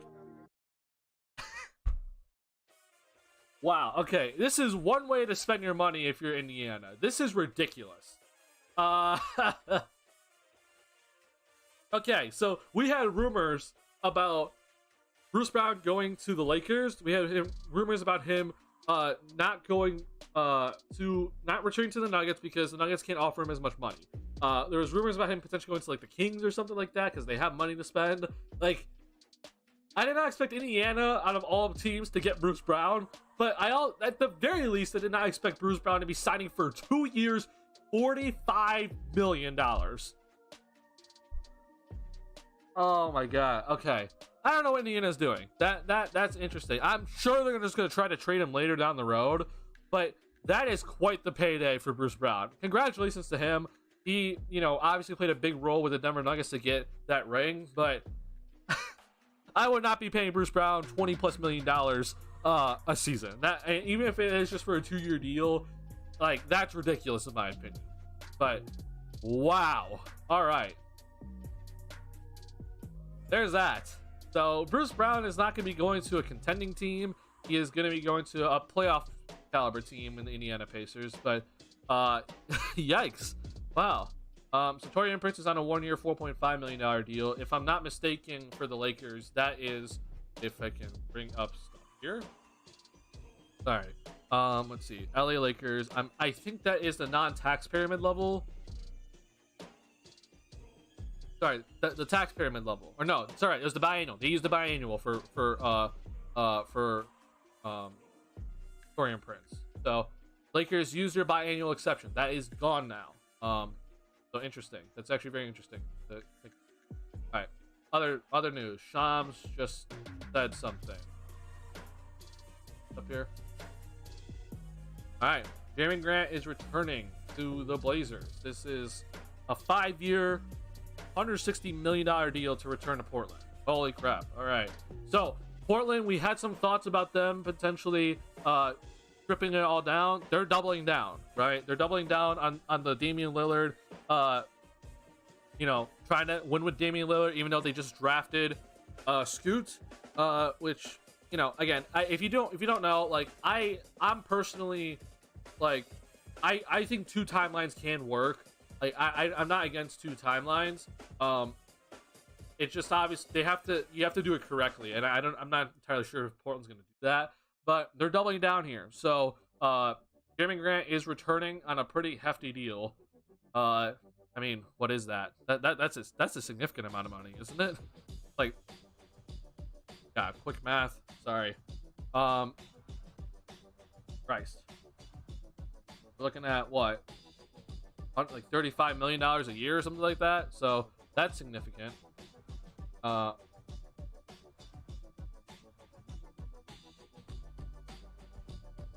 All right. So yeah, good for Jeremy Grant, I guess. I don't know about this for Jeremy Grant, but obviously the Blazers wanted to double down, so that's that. All right. I see you guys are reacting to the Bruce Brown stuff. Like, bro, I cannot believe, man, Bruce Brown just got paid $45 million over 2 years. Like, this dude's gonna be making $20+ million the next 2 seasons. Like, what? God, bro, that's insane. I honestly think that's insane. That Bruce Brown's gonna be making that much money. Oh, whoops.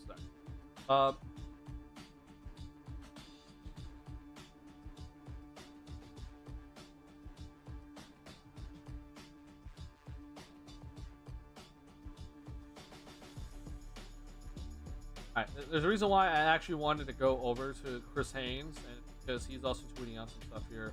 Alright, there's a couple of things with Chris Haynes because he is the clutch sport connection. So Kristaps Porzingis just finalized a 2-year extension worth $30 million. In my opinion, that is 100% worth it. That's actually that's really solid from the Celtics and Porzingis. I think that's perfect. Center DeAndre Jordan is going to return to the Denver Nuggets. Okay, we have Josh Okogie is going back to the Phoenix Suns. Trey Lyles is returning to Sacramento Kings. All right, so these are the other things that have happened that Woj and Shams have not tweeted out because obviously Chris Haynes has some info that they don't have. Right, he is the clutch sport connection and stuff. So that right now. Troy Brown, former friend, or yeah, I guess we could say former friend, has agreed to deal with the Minnesota Timberwolves. So he is going to Minnesota. That's not shocking. Yeah. So reminder, I brought up four names, right? Unless I missed something, right? I brought up 4 names before we actually hit the free agency mark that have not been taken off the board yet. One person was taken off the board that I wanted the Bulls to go after, and that was Damian Lee, right? But these other 4 guys, Malik Beasley, Dante DiVincenzo, Javon Carter, and Georges Niang. These are the other 4 guys. We have not gotten official word of what they're planning on doing just yet, which it honestly kind of makes sense for a couple of them. So these are 4 guys that we still have not heard anything about them just yet. So the Bulls are still in the running, hopefully, for at least one of these guys, because this team desperately needs to. I seriously hope that they're trying to get in contact with these guys for their services, because man, oh man, could they help the 3-point shooting of Big Troy Brown news? Yeah, big Troy Brown news. I'm gonna guess it's for the minimum or something. That's not. How would you feel about Seth Curry signing with us? I wouldn't feel too bad about it. The only issue I have with Seth Curry is that he is on the older side, and I don't think his body is really helping him right now. If you kind of look at what he has played, I mean, like, last year, he obviously missed a decent chunk of games. He played 61 games this year, which isn't horrible. His three-point shot is obviously very, very solid, as all Curry's are, right, from three-point land. So I wouldn't be too upset about it. I just prefer these four guys ahead of him, right? And like Seth Curry, if I'm remembering correctly, like his contracts were like they were pretty significant, like 8, 7. I don't think he's gonna get that. Like I think he's gonna get like close to like the $4 or $5 million instead. So like it's not like I'm undervaluing him. At least I don't think I am. I could be wrong, but at least that's what I'm looking at right now with Seth Curry. So I won't be too upset about it, but yeah. Who's going to Cleveland? Really? Maybe I missed a Chris Haynes report. Where'd you see that Gaudier? I'm not. Maybe, am I missing a Woj tweet? Something.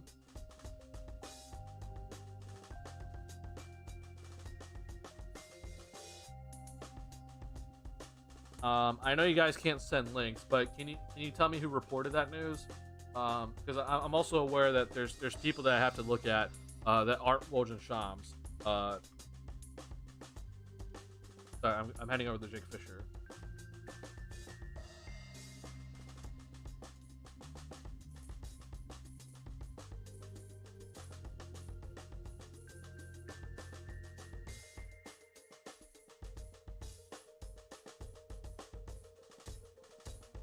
Some Evan guy? Oh, what's his name? I know. I think I know who you're talking about. Evan. Oh god, it's not coming. It starts with like last name is like an M. No, crap. I don't know.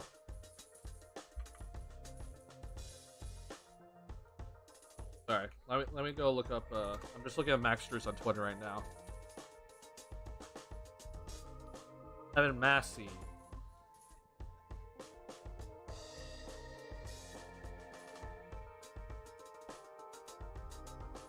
Jesus Christ, okay. I'm not gonna fully trust this dude. He does work for NBAanalysis.net, which I do think is a pretty good website. But yeah, I'm not gonna fully trust this dude just yet. But we're looking at Cleveland, a 4-year, $64 million deal for Max Strus. That is ridiculous. Okay, like, my God, is that nuts? All I'm gonna say is that Cleveland has that issue where like they're kind of missing a small forward, so like that's a lot of money though for a guy that I don't really think has proven to be like a starting caliber small forward or a starting caliber guy just yet. I know he had a very solid year last year, especially because Duncan Robinson kind of sucked, but that's a lot. Like that's a lot of money for a guy that scored 11.5 points per game last year. He did average 7 threes a game, so there's that for them at least. I don't know about that, man. I'm not the biggest fan of that, if that's true, right? Okay, Reggie Jackson's going back to the Denver Nuggets. Honestly, not too bad, right? Bruce Brown was like the backup point guard for the Denver Nuggets for a good amount of the playoffs, right? They obviously just lost Bruce Brown, so for obvious reasons, by the way. So I think it's actually a pretty decent deal to bring back Reggie Jackson. 2 years, about $5 million each year. That's really solid. So Denver, obviously, they had a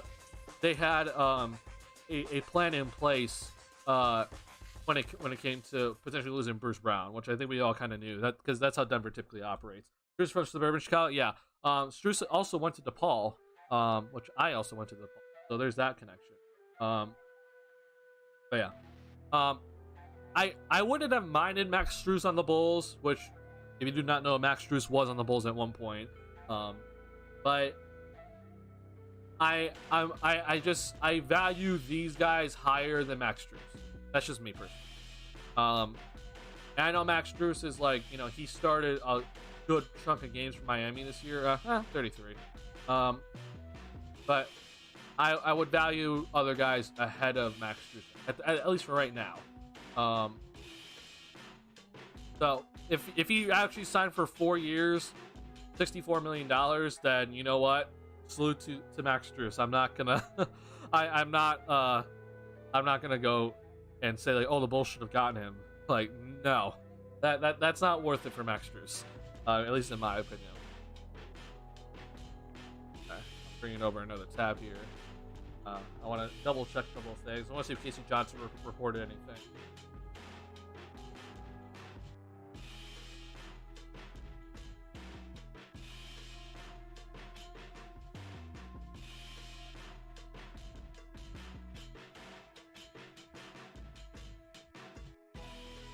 Sorry, I'm just double checking the most reliable source for the Bulls.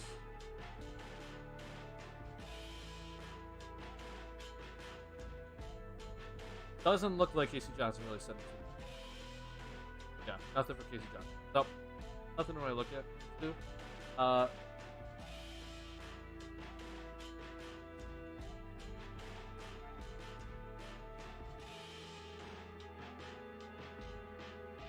I'm not seeing anything right now when it comes to the Bulls and like Kobe White's contract or anything else for the Bulls. So no new Bulls content. Obviously, the big news is that Kobe White is returning, which is obviously a good thing. And it's on a contract I think is very, very solid. At max, he is going to be making this much his first year, which would put the Bulls at this number, which is actually like it's pretty significant when you kind of think about it. But yeah, this is kind of where the Bulls are at. And if this is it, then, you know, it's not horrible because we expected Kobe White to be getting like $14 million in his first year. But I think that this contract is backloaded if it is the $40 million, which Casey Johnson said it is. So if that's the case, then we're looking at like, I think $11 million to start or around there. So there's that to help this Bulls team. I just want to go ahead and just do this just to see. So if we get rid of Marco, then this tax base goes up to 11. And again, we still have to re-sign Io here. And I'm also just going to go ahead and get rid of Carly Jones just for the moment. So then it's up to 13.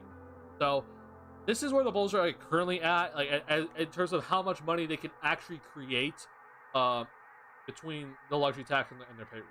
So Io is still on that qualifying offer that is worth $5 million, which I expect him to go ahead and sign. That brings this number down to about $8 million.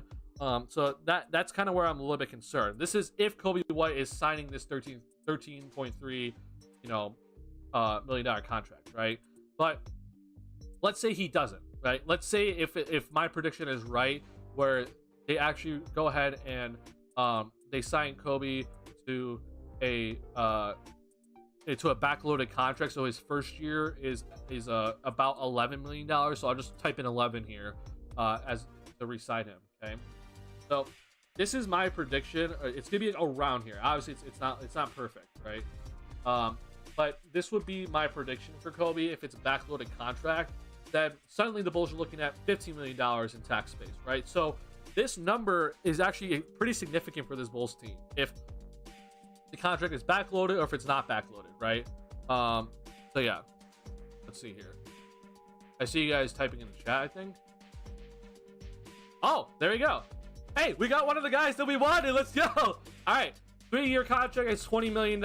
I like this a lot. I truly do like this a lot. I do think that Malik Beasley, Dante DiVincenzo would be higher on my list, but to me, I am perfectly fine with getting Javon Carter. I think this is very, very solid for this Bulls team. I don't know exactly what his role is going to be, but I am actually happy to see that AK and Mark Eversley are going out right now and going after guys that can help the weakness of this roster, right? This is significant, okay? AK and Mark Eversley are finally actually doing some things here. This is more significant than what we saw last year. Like, just combine everything that the Bulls did last year. Just this alone is better than what they did last year in the offseason, right? We got actually a guy that helps this team, okay?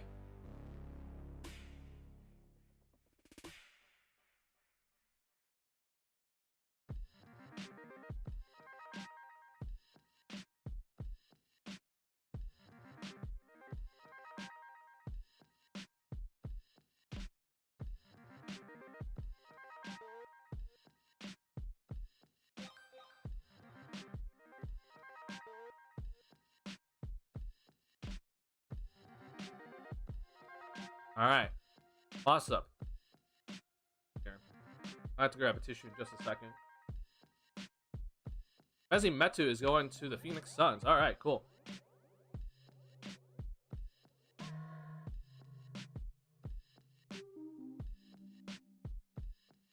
All right, awesome. This is awesome, right? I actually I'm very excited about this because this is an immediate help to what this Bulls team needs, right?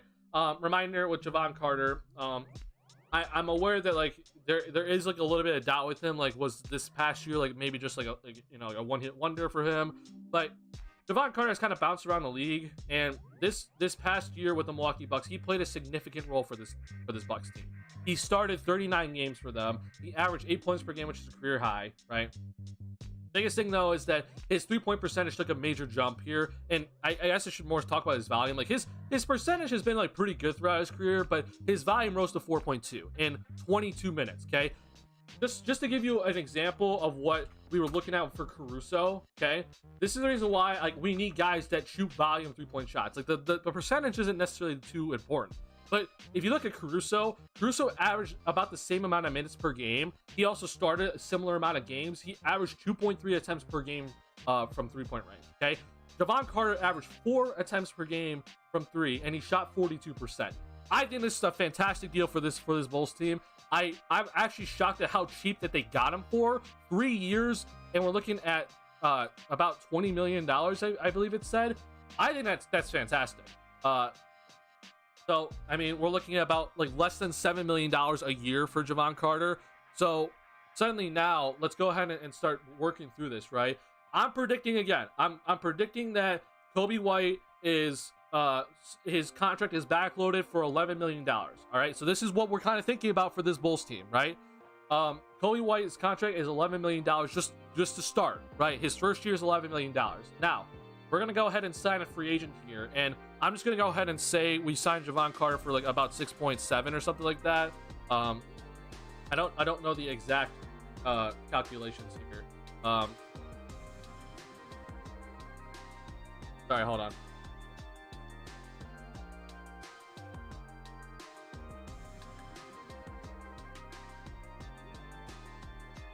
Sorry, hold on. I'm double checking Casey Johnson.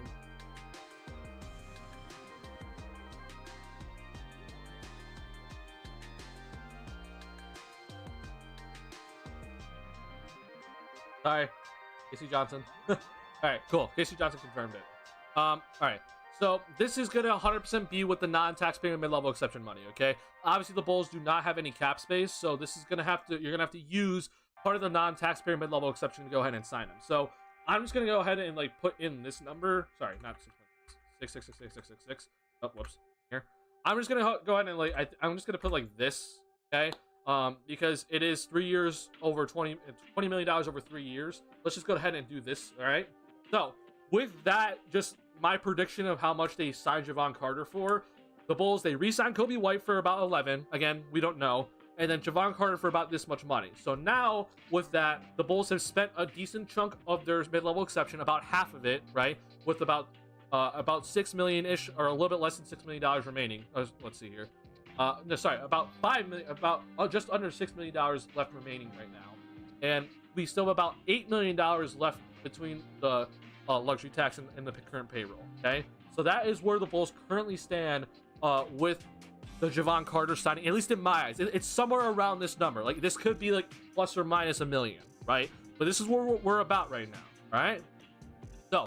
I think this is a fantastic deal for this Bulls team. I really like Javon Carter's game. I think he's a guy who's been underrated for this Bulls team. And if you're gonna double down on this current roster, which I think a lot of people are talking about how much they don't like this current roster, and I'm also a part of that group. But at least with Javon Carter, we know that if you kick out to him, he's gonna shoot that 3-point shot, right? We've had too many guys on this team not shoot enough threes. Javon Carter's gonna come in and shoot that 3-point shot very, very effectively. If you want just another quick look at his numbers, he averaged about 0.8 steals per game, which I think that's a little bit low for him. But his point of attack defense is typically pretty solid. So again, a career year for Javon Carter last year. The Bulls get him at a pretty reasonable price, in my opinion. This was one of the guys I had listed. He was number 3 on my list today. So right now, I'm gonna say that the Bulls are probably out on Malik Beasley and Dante DiVincenzo, and they instead went for Javon Carter, which is again perfectly fine in my opinion. So awesome in my opinion for this Bulls team. Again, you're doubling down on this core. You need to get a guy. You need to get a guy like Javon Carter. He's gonna come in and provide 3-point shooting from the guard position that we haven't had, honestly. And no disrespect to Kobe White, but in my opinion, the only really reliable 3-point shooter as a guard is Zach. With Javon, I think we get another guy that's a good 3-point shooter, and obviously he brings another defender to this team. Yeah. If we get Di or Niang, I am happy. And that's the thing, right? Like, we still have money left over, in my opinion, to go ahead and get a Niang, right? Someone else that can help with this 3-point shooting. If it plays the way he played against us, it'll be great. Yeah, honestly. Time to watch highlights. Don't worry, guys. I'll be doing video breakdowns soon. I have some video breakdowns in mind about with some of the new guys already for this Bulls team. Julian Phillips. I didn't do the video breakdown just yet with Julian Phillips because the thing wasn't official yet. But don't worry, it's coming. And so I'll do the same thing for Javon Carter as well. Always been a fan, hidden gem. Yeah, I think he is also like kind of like the hidden gem. Is he a shooter? Yeah, Javon Carter is 100% a shooter. He shot 42% from 3-point range last season on 4 attempts per game. He started 39 games last year for the Milwaukee Bucks when they desperately needed him to start. Again, Chris Middleton had injury issues, right? This is pretty decent volume on really good percentage, right? And again, he played a pretty good chunk of minutes. I do not expect him to come in and start next season, but I do expect him to get around the same amount of playing time that he did for the Bucks last season, maybe just a little bit less, right? And this team obviously needs shooting, and they just got that with Javon Carter. Sorry, I'm changing the music, trying to get back to my playlist. Back.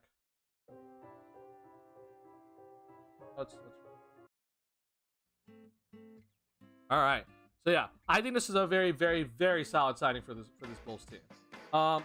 We got Carter 20 million for 3 years, a bit more than I expected, but that's a good signing right there. I agree, Box. Like I think that this is a very good signing. I'm gonna disagree with you about a little bit more than expected. I mean, I'm guessing, again, I'm not 100% sure, but that's about 6.6 million, right? Maybe it's a little bit less to start, right?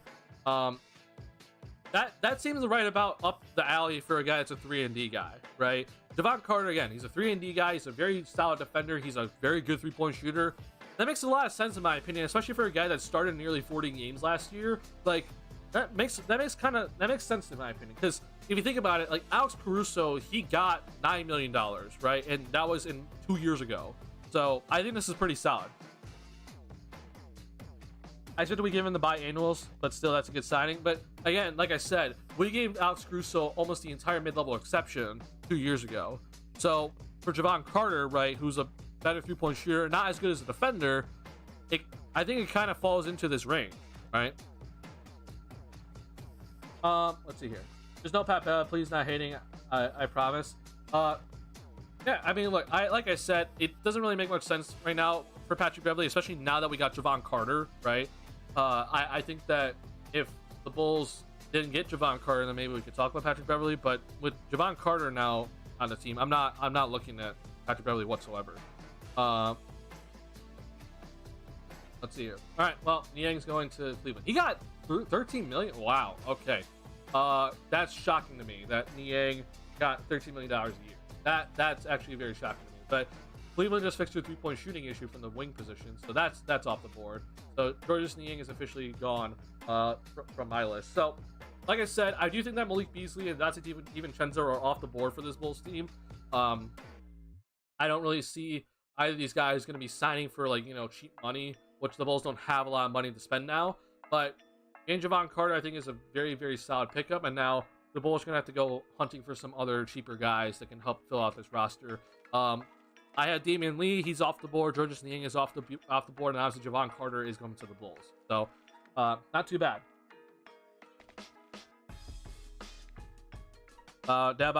Georges got the bat. Yeah, I am shocked that Georges Niang got that much money. I think Georges Niang is an underrated player. That's just kind of shocking to me. There's a Kyrie Irving here. This is 3-year going back to the Mavericks. Not too shocking, honestly. I kind of expected that he only wanted to just go back to the Dallas Mavericks. So there's that. Are we gonna sign for any more bigs or power forwards? I don't necessarily think bigs because reminder that Andre Drummond did pick up his player option, so obviously we extended Vooch, and then Drummond's option got picked up by him. So I think our backup center position is fine, right? I do think that this Bulls team needs another wing, right? So we'll see if this Bulls team is gonna go ahead and do that. So like a power forward, like you said, I do think that the Bulls need to potentially go ahead and get like a power forward or like a wing or forward type shooter. That would be something that I would 100% go after right now. Again, though, here's what I'm looking at currently, and this is just a projection. This is not, guaranteed numbers or anything, but we're looking at right now that Kobe White, I think his contract is backloaded, so I put him at about $11 million. Okay, it's rumored to be three years, $40 million, right? If it's backloaded, it increases 8% every year. So that's my prediction. With Javon Carter, it's $20 million over 3 years. That's I just divided 20 by 3, you get 6.66 repeated, right? So I just put him at 6.66. His contract could also be backloaded though, so we're not entirely sure what it is, but I'm just kind of giving you an idea of where the Bulls are currently with their money, or around what the Bulls currently have with their money, with the Kobe White deal and the Javon Carter deal already coming in right now, from Woj reporting it and Casey Johnson confirming it. So about $8 million left, again, plus or minus $1 million, right? We don't exactly know, but we're somewhere in this area right now in terms of money left over for this Bulls team. Okay, all right, let's see if there's any other news here. No, nothing else. Kyrie Irving. Oh, okay, cool. First black woman to negotiate and complete an NBA contract. That's cool. That's really cool to see. Congratulations to Irving, to Irving, and obviously his family. So really cool thing to see here. I just saying, I expected Kyrie to go back to Dallas. I didn't really think there's much of a market for him, honestly. So it is what it is. Yep. Not shocked for Niang. I don't know, man. Like I'm like, I was shocked about that. Like, if you look at Georges Niang's like of course I closed it. If you look at Georges Niang's like previous earnings, right? It's kind of shocking, right? Like if you look at his career earnings, like we're looking at like 3 million, 1 million, right? And this is after like having significantly good seasons. So it just it's a little bit shocking just to see. But congrats to him, honestly. Like he deserves this. 1000%. Is it a 3-year deal? I thought I saw a 2-year deal. Oh, never mind, it's a 3-year deal. I'm dumb. Okay, I'm sorry. If I said 2-year deal, that's my fault, and he's making $13 million. Okay, that makes no sense to me. This makes more sense to me. If it's a 3-year deal, $26 million, it's about $8 million a year. That makes 100% sense to me. So yeah, that makes total sense. That makes a lot more sense in my head. I apologize if I made that mistake earlier, because I think I did. Let's see. It looks like, unfortunately, that the contract hasn't updated with the Bulls just yet, and I know that Keith Smith is working his butt off right now, so I don't expect anything significant here. So here's the estimate for Javon Carter. I'm gonna go ahead and use this actually, because I do think that this is something that we can kind of like get a good gauge on for this Bulls team forward. Now I want to see if they actually projected Kobe White's potential extension. So they said $10 million after the start. This is the $33 million contract though, so I'm not exactly sure what that means. Let's see here. I want to look up incentives.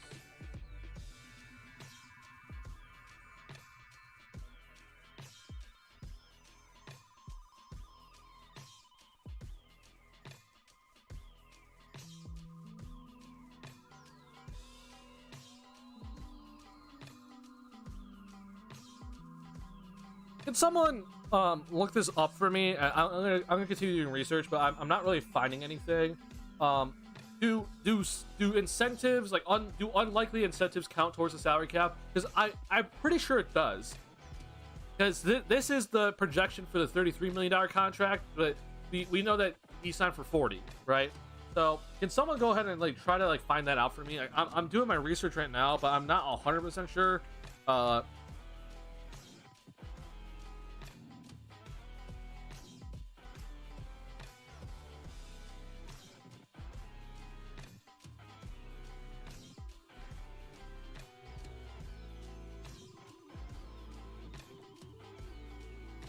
I apologize. Hold on. I actually really want to see if they, like, because if incentives don't count towards the cap, then like we're looking at this for Kobe, which is an absolute steal. But I just think that incentives do count towards the cap, so I don't want to. I'm not going to use this number for Kobe White because that's wrong in my opinion. When it's probably closer to $11 million to start and not $10 million in his first year. Thank you, Box. I appreciate it.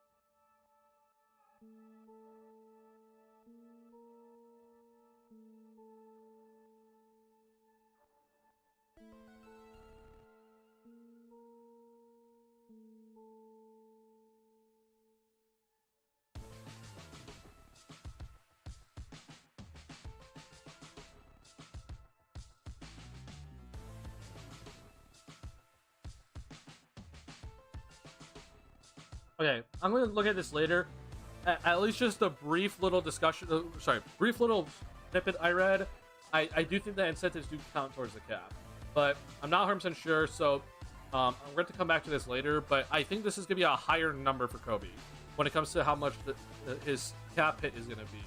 But let's use this Javon Carter number here at 6.3, and let's actually plug this into what I have running here for this Bulls team.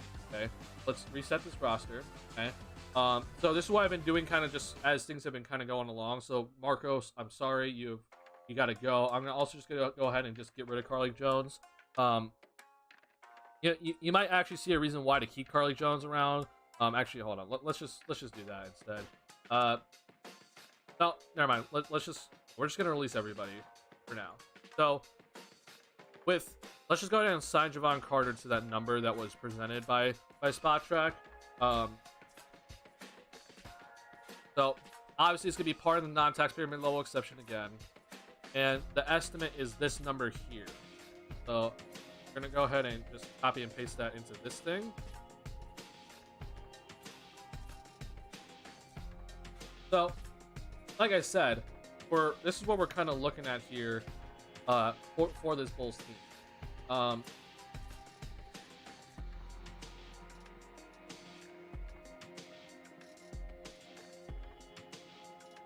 Oh, sorry. And then we got about Kobe. I'm just gonna go ahead and put the Kobe back at the $11 million that I'm guessing it's gonna be for his cap hit, right? And we're not entirely sure what his cap hit's gonna exactly be because of incentives and stuff. But if this is the case, with Javon Carter only making about $6.3 million, right? Then the tax base suddenly jumps up to $9 million if we're going off the Kobe White $11 million. So again, that's another $500,000 or about $500,000 saved if this is the actual number for Javon Carter to start, and then this is his projected salary throughout. Which again, this is in my opinion is a very solid contract for Javon Carter.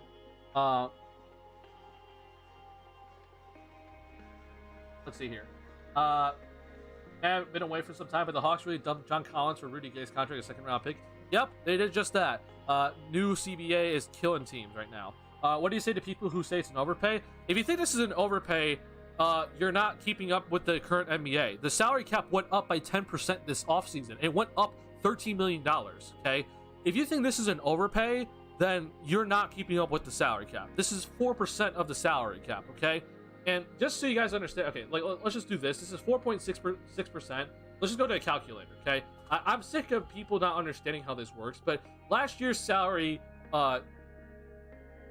last year's salary cap was $123.65 million, okay? If we just times that by what is it? 4.7? That's incorrect. Hold on.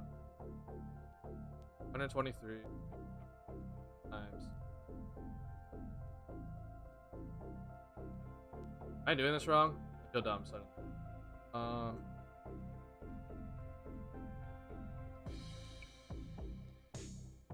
Oh wait.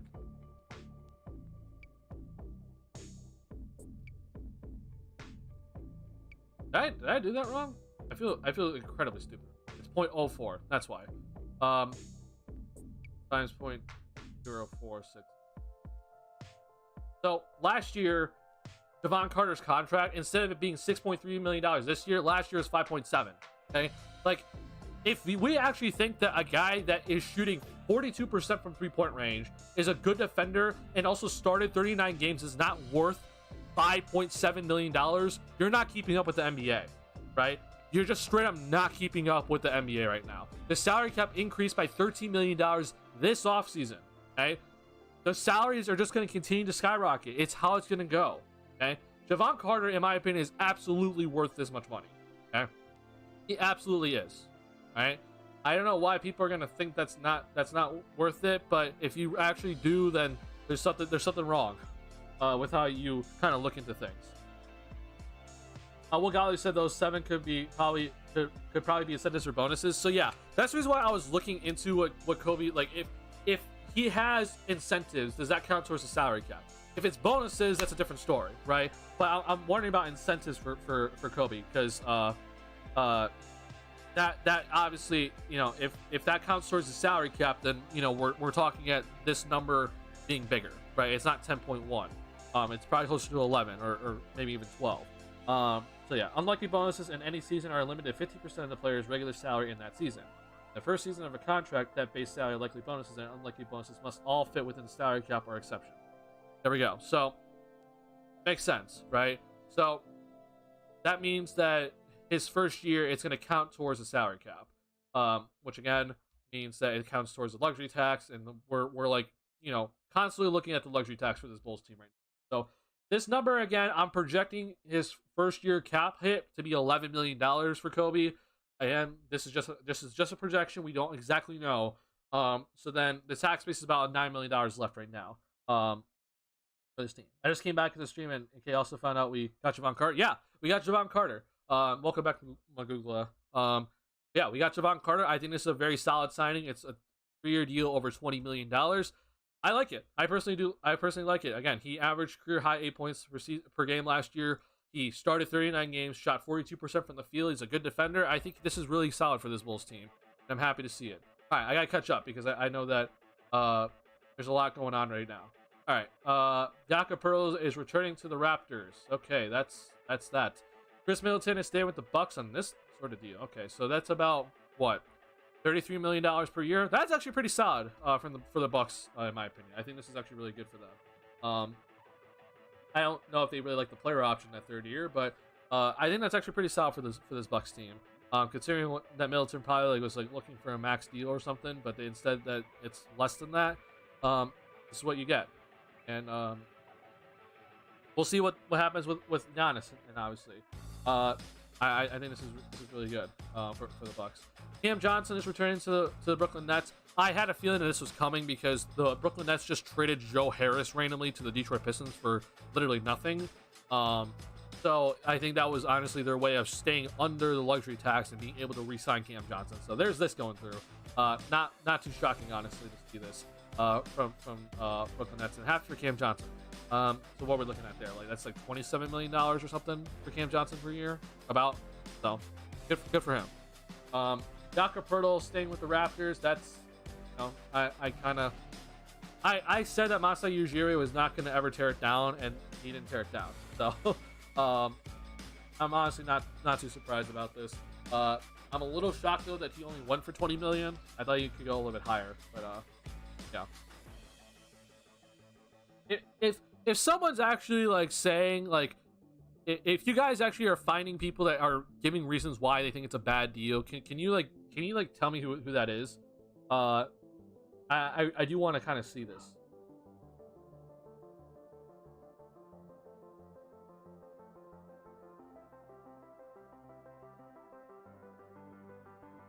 I apologize if you can hear the dogs barking in the background. I do think that I do think that my dogs are very, very loud. So if you can hear it, then I do apologize.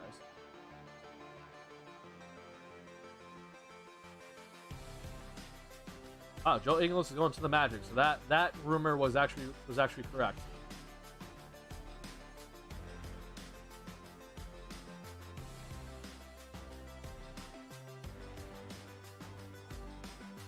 Probably because they're Bucks fans? Probably, yeah.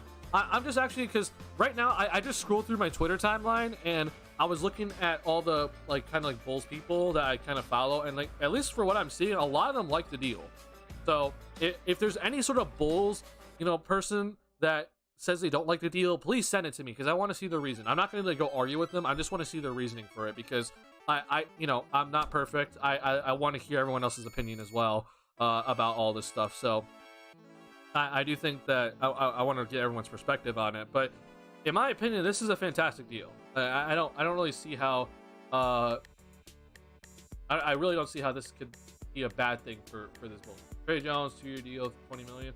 Yeah, good for Trey Jones, honestly. I'm happy for Trey Jones. He's a guy that I do like. But he has to go back to San Antonio as he should. San Antonio is cooking up something great down there. And I'm hoping that they continue with their young group of guys. Let's see here.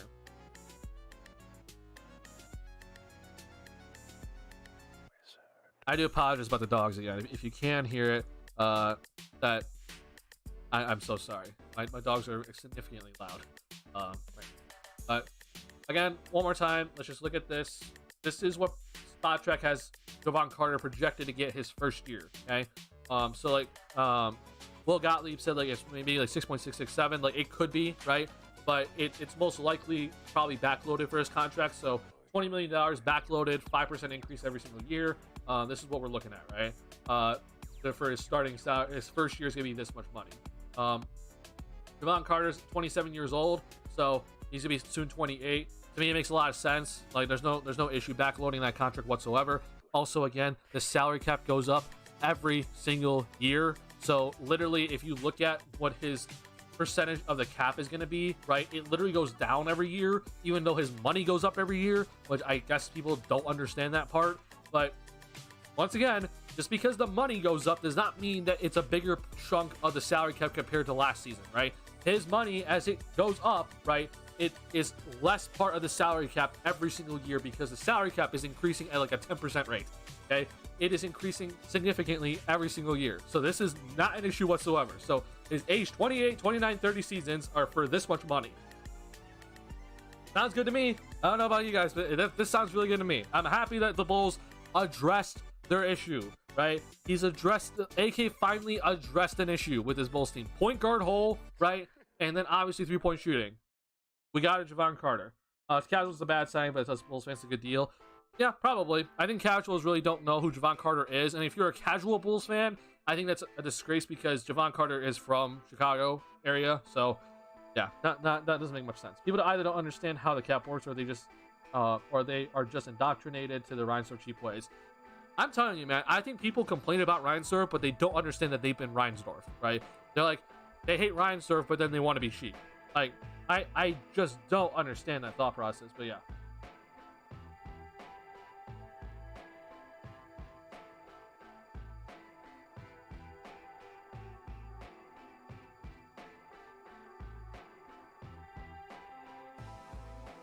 Okay, so Will has updated. So look, see, so you guys, I've been saying, I'm projecting Kobe White to be about $11 million for his first year, right? Will Gottlieb just updated his current spreadsheet for the Bulls salary cap, and this is what he had. Okay, now this number for Javon Carter is wrong in my opinion because again, I do think that this is probably his first year salary is going to be this, right? But still about similar. He expects Ayo Dosunmu to accept that qualifying offer, which by the way, even though the Bulls have Ayo, like there's no notice about Ayo, the Bulls have not taken back that qualifying offer just yet. So it seems like the Bulls do want Ayo back, and I do expect him to kind of take that offer if he's not offered anything more annually. So this is what we're looking at right now. So if that is the case, and then we have not brought in the Julian Phillips thing yet, this is the tax base right now, right? It's very, very low, okay? Again, this is not including, like, I don't have other stuff included that Will does have, like the Ayo, $5 million contract, right? And then the Julian Phillips $2 million contract. So this is what we're kind of looking at right now, but this is it, right? This is what we were kind of expecting with this Bulls team. So I'm gonna go ahead and just say that Ayo Dosunmu, we're gonna re-sign him to the qualifying offer, okay? And we're gonna go off of this, okay? So just doing that with my projections, right? If we're just going ahead and doing that with my projections, then we're looking at. Never mind. This actually doesn't change. Never mind. Wait, I'm dumb. If IO is already offered the qualifying offer, that already counts towards the cap. Never mind. Sorry, that doesn't change. Wait, then I think Will's is actually wrong, because let's see.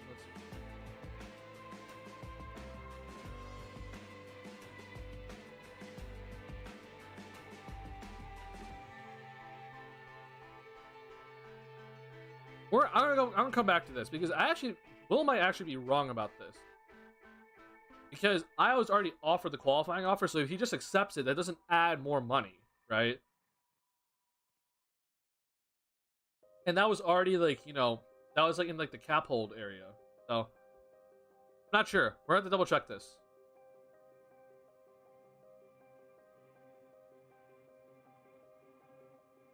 Unless this thing just didn't work. Hold on. Let me just double check that I'm like doing this correctly.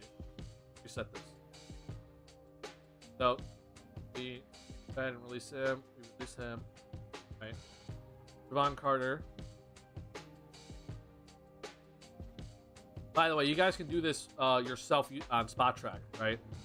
So you don't have to just be watching me. If you ever want to go ahead and do this, Spot Track is your way of doing this.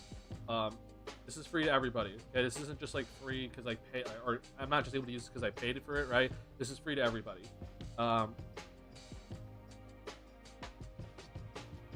If you ever are interested in this, I highly recommend you go ahead and try and use this. If you ever kind of want to see how some of the numbers work, just try to get an estimate, right? We're not in the front office, so we're not exactly like there, right? And we don't know the official number, but this is what we're kind of looking at. Sorry, I'm trying to get a gauge of it. So this is the current active. Didn't this number go up? Why does this pretty say 150? Sorry, I'm trying to figure this out. I guess they just count restricted already against the cap. So if I just resign him, then that's so interesting. I'm trying to figure out these numbers here. I'm trying to see if Spot Track is wrong or Will is wrong, and I'm actually starting to think that Will might be wrong. But Spot Track says that we still have 9 million left over if we can IO to the qualifying offer. I don't know if that's right though. We'll have to double check this. I'm going to have to go ahead and look at this. The Reddit, the Bulls Reddit, there was a guy saying, Pirtle signed 20 million per season contract, and some of you guys said we could get him for cheap. This is cheap. Yeah, this is cheap. It's a great deal in my opinion. I like IO, you just can't be a priority. 5 million sounds good. Oh, I agree. IO should not be the priority whatsoever. I'm just trying to figure out, like, okay, if the Bulls, if he just accepts the qualifying offer, it still says the Bulls have $9 million in tax space, which I'm just like, is that correct? I'm trying to figure out if that's correct or not. Because Will says that's incorrect. Because if IO accepts this money, right, then that's going to count towards the cap, and then we have to take in the Julian Phillips signing, and then all the other roster spots, right? Roster spots are projected to be around that much money. Roster charges, I should say.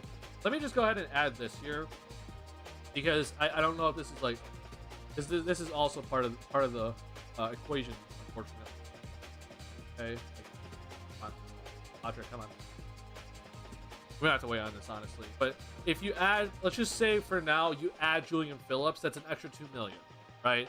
Because that's the exception you get as a for the second round pick. But yeah, Julian Phillips is not even in yet, so we're not gonna go ahead and do that. But like, this number at the very least is like minus 2 million, so about 7 million left. But that's if the Io DeSumo thing is, if I'm doing this correctly or not. Which again, I don't know if Will's doing this correctly.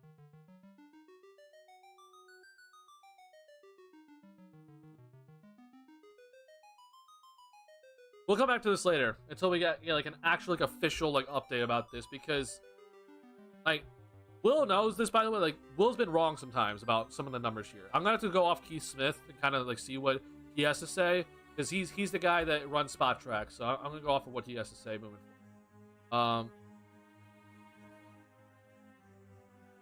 right, I don't see any updates yet. No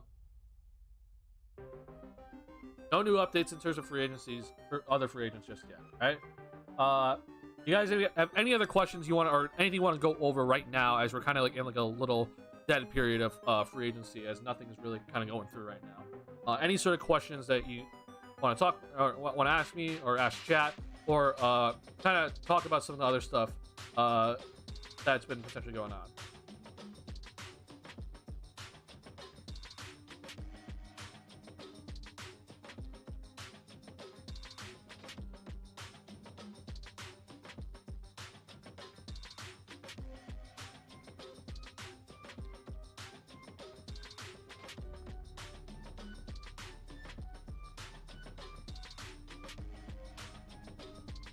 One thing I do want to mention to you guys, that I'm sure that a lot of you already know this, but with the Bulls using part of their mid-level exception, right?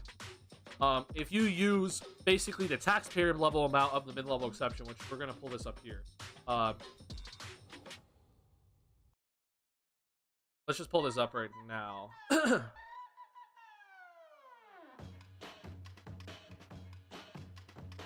Updated? Still dumb. Okay, so this is still wrong. What?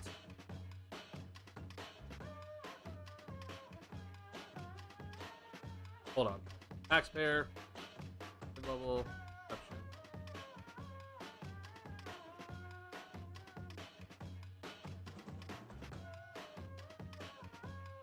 I forget that we're going off of these numbers.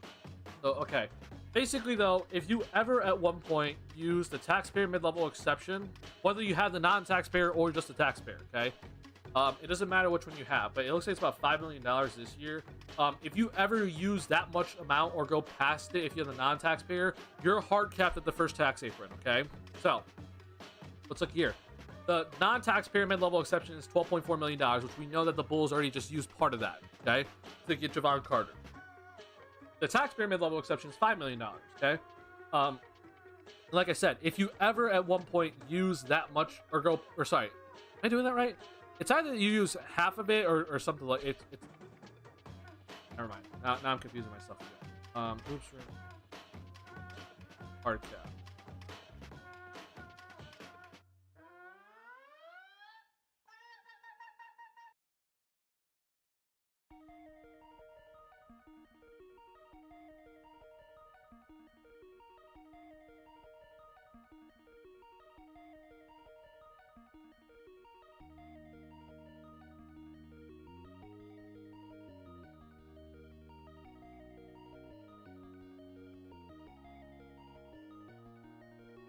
So, this is, again, I just want to point this out, like, because the three ways you create a hard cap is a sign and trade, right? Use the sign and trade, use the biennial exception, or use the non-taxpayer mid-level exception, right? But the thing is, though, is that if you use, like, just a certain portion of the non-taxpayer mid-level exception, which it's either it's like half or just the amount of a taxpayer mid-level exception, then you're hard capped. And what that means now for this Bulls team moving forward is that they're going to be hard capped at the $172 million mark, because the first tax apron for this year is the first tax apron is $172 million. Okay, so as we look here, the luxury tax threshold is 165, which again, that's not the tax apron. The super tax apron's up here at 182. But if we go off of what Woj has tweeted out earlier today, the first tax apron, okay, is, go ahead and find it. Sorry, this will go through a little bit here. Pass it. So the first tax apron, as you can see here, is $172 million. If you use a sign and trade, a biannual exception, or the mid-level exception, you're hard capped here. You cannot spend more money than this right here. And obviously using the money on Javon Carter limits the Bulls spending more. The Bulls obviously are probably not going to go into the luxury tax anyway, right? Because the luxury tax threshold is $165 million, so we're not even probably going to get close to that number of 172. But I'm just pointing out that, like, the Bulls are hard capped now with the Javon Carter signing, which that's not abnormal. We saw this with the Lonzo Ball deal. We saw this even with the DeMar DeRozan deal, right? It's still, we were hard capped then. Even with the Alex Caruso deal, we were hard capped then. So it's not abnormal to see this from teams. Just keep this in mind as we move forward. that the Bulls are hard capped. And if the Bulls are actually planning going into the tax, which again I don't think they will, they're hard capped at 172. Okay. Let's see here. More rumors about Strus going to Cleveland, so nothing's official yet, right? What do the Bulls still need to add? So yeah, I don't know about Max Strus. I know that Evan Massey said that he reported that deal. I don't know how legit that is, honestly, but in my opinion, the Bulls still need to add more three-point shooting. Okay, and ideally, I do think that it has to come from a wing position, right? So this is going off of what I've done here. Again, I'm not 100% sure about this number right here, about this tax-based number with the Io Dosunmu, with the qualifying offer for him. But what we're going to be looking at here is I think the Bulls can add with the remaining money here, which is it's about $6 million left in the non-taxpayer mid-level exception, or about $4.5 million left with the biannual exception. You can go out and use that to go and get another shooter if you have the tax space still, right? Which I don't know if the Bulls do yet. But one person I can just go ahead and say that I would like to go ahead and just kind of see the Bulls, because a lot of my guys are off the board right now, but this is a guy I would like, Yuta Watanabe. I've talked about this about Yuta Watanabe before. If you don't know who Yuta Watanabe is, he's a guy that I have a big appreciation for, because he's kind of jumped around the league a little bit. But he shot 44% from 3-point range last year. The issue is that he didn't play as many games and play as many minutes, and he only averaged about 2 threes per game. But he's turned himself into like a legit shooter. So he's not really a guy that is going to come in and play defense, obviously, but he is a wing, right? He's 6'9", he's 215 pounds. He's a wing player, and if the Bulls, obviously, you struck out Damian Lee, or maybe they didn't even go after him, right? Georges Niang is off the books, and he cost more than you probably expected, at least, or maybe that's about average for Georges Niang. You're just not going to sign him to that, right? Then you can probably go ahead and get Yuta Watanabe for like the biannual exception, right? And I'll just go ahead and use the entire thing for now as just kind of like a gauge, right? But as you can see here, the hard cap is officially kicked in here, because the biannual exception is fully used. Which, again, I'll have to double check the exact wording on it. But if I do that, then the tax space again drops down even more. I'm just gonna go ahead and just say that Javonte Green is not coming back, and Patrick Beverley is also not coming back. I don't know why Matt Thomas is here. Honestly, it's very confusing. So that brings down the cap hole is pretty significantly down. I do think the Bulls are going to try to re-sign Terry Taylor. And I don't know if Justin Lewis is going to have like an actual roster spot or not. But we'll see. We'll see what happens. Again, this is without Julian Phillips here.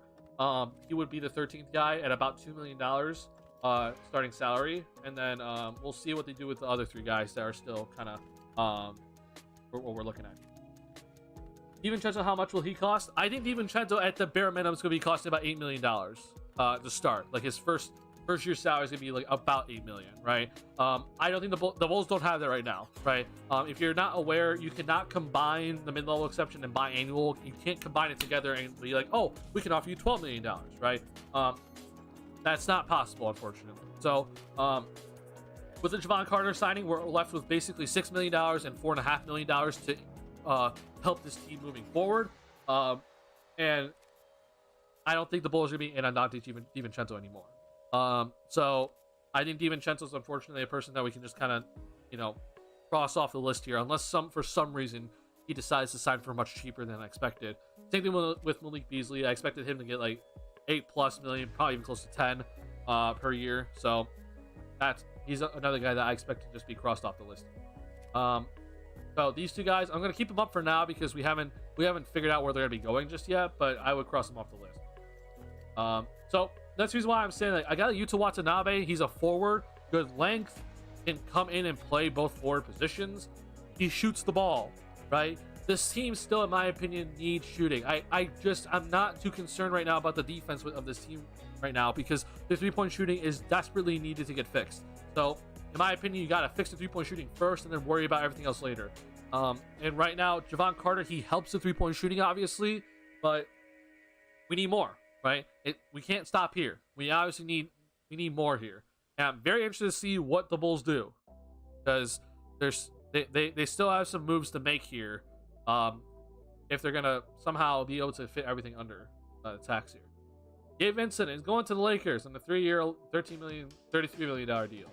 I'm guessing that is the non-tax pyramid level. So congrats to him. Gabe Vincent got paid. Now I don't know what Miami's gonna do with them. 26, 27-year-old that can shoot. Yeah, like Yuta Watanabe, like he's not old by any means. It's just that he's been like he did not have like a very clear path to the NBA, but like he took multiple two-way contracts, kind of figured his way into the NBA somehow, and here we are, right? And I think that he's underrated as a player. I'm here cooked. I wouldn't say they're officially cooked just yet because they still have some ways to improve their roster. But if the rumors are about Strus actually going to Cleveland are true, and then this Gabe Vincent stuff obviously is coming out just now, they've lost 2 significant role players for the roster, and that's a big 2 losses for them because they relied on these 2 guys significantly. So I don't really know what they're planning on doing. I think that Miami's gonna have to think about like waiving Kyle Lowry or something, or like try to trade him. But yeah, that's 2 significant losses if they actually did lose Strus and Gabe Vincent. Which we know about Gabe Vincent at least. We're not 100% sure about Strus yet. I'm gonna go over to Chris Haynes and just kind of double check what he has to say here because he is another guy's breaking news. Joe Ingles, nope, nothing new just yet. So Joe Ingles is going to Orlando. Congrats to Joe Ingles. And that was a rumor, by the way, about Joe Ingles. Like that's been out for like a couple of days now about Joe Ingles going to Orlando. So I'm not shocked that actually came true. Rip Miami? I wouldn't say rip Miami. Like I'm not gonna full out say rip Miami because there are still ways for them to help the roster. Like, for example, like let's just go over to Miami right now. Like Miami, they're not like screwed. I will say though that like this is significant money tied up between these 4 guys, and even include Duncan Robinson at number 5. But you have Caleb Martin still there. That's good for them. I do think Jaime Jaquez is actually a really good draft pick by them. We'll see how he turns out.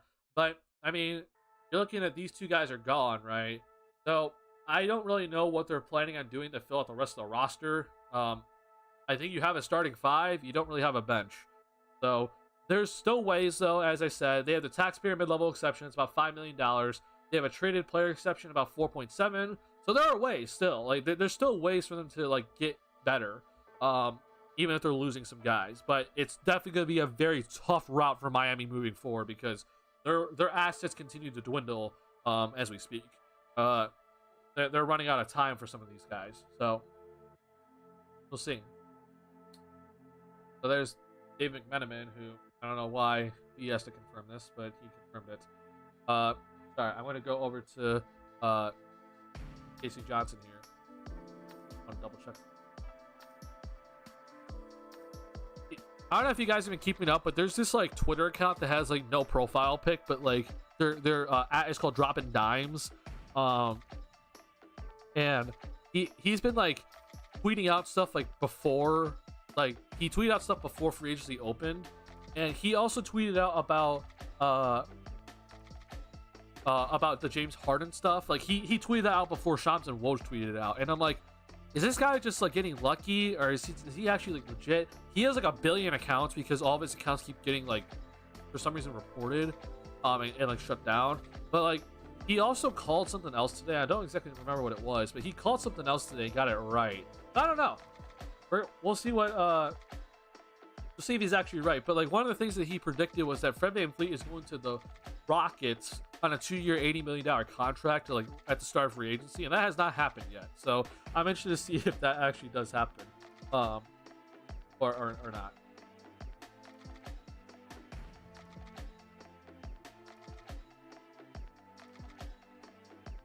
Sorry, Casey Johnson just tweeted out still just a lot of guards on this team. So, like I said, like there are a ton of guards.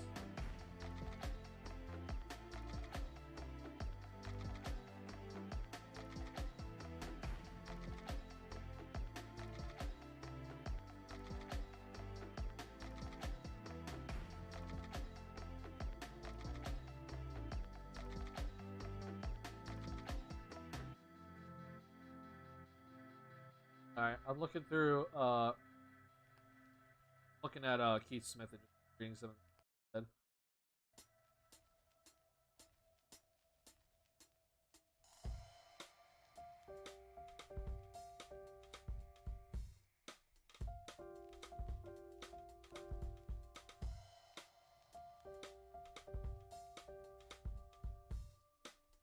Nothing new about the Bulls. Again, I'm waiting for the Kobe White stuff just to kind of see if we can figure out what exactly was kind of said, or what exactly the contract is, because I want to get the actual number to see what the Bulls are working with here. But yeah, that's kind of what we're looking at. All right, I'm trying to figure out still with this, because if Io's qualifying offer, like if he just accepts it, right? Like, does that, if it actually doesn't count against, like, if it actually doesn't add more payroll, then the Bulls are actually looking pretty alright here. But I don't know if that's actually the case. By the way, like, the reason why I'm still predicting that Io's going to come back, because the Bulls haven't rescinded their qualifying offer. Like, they could just do it at any point right now, but because they haven't rescinded it, like, that to me kind of signals, okay, they still want to keep him around. One of the things that,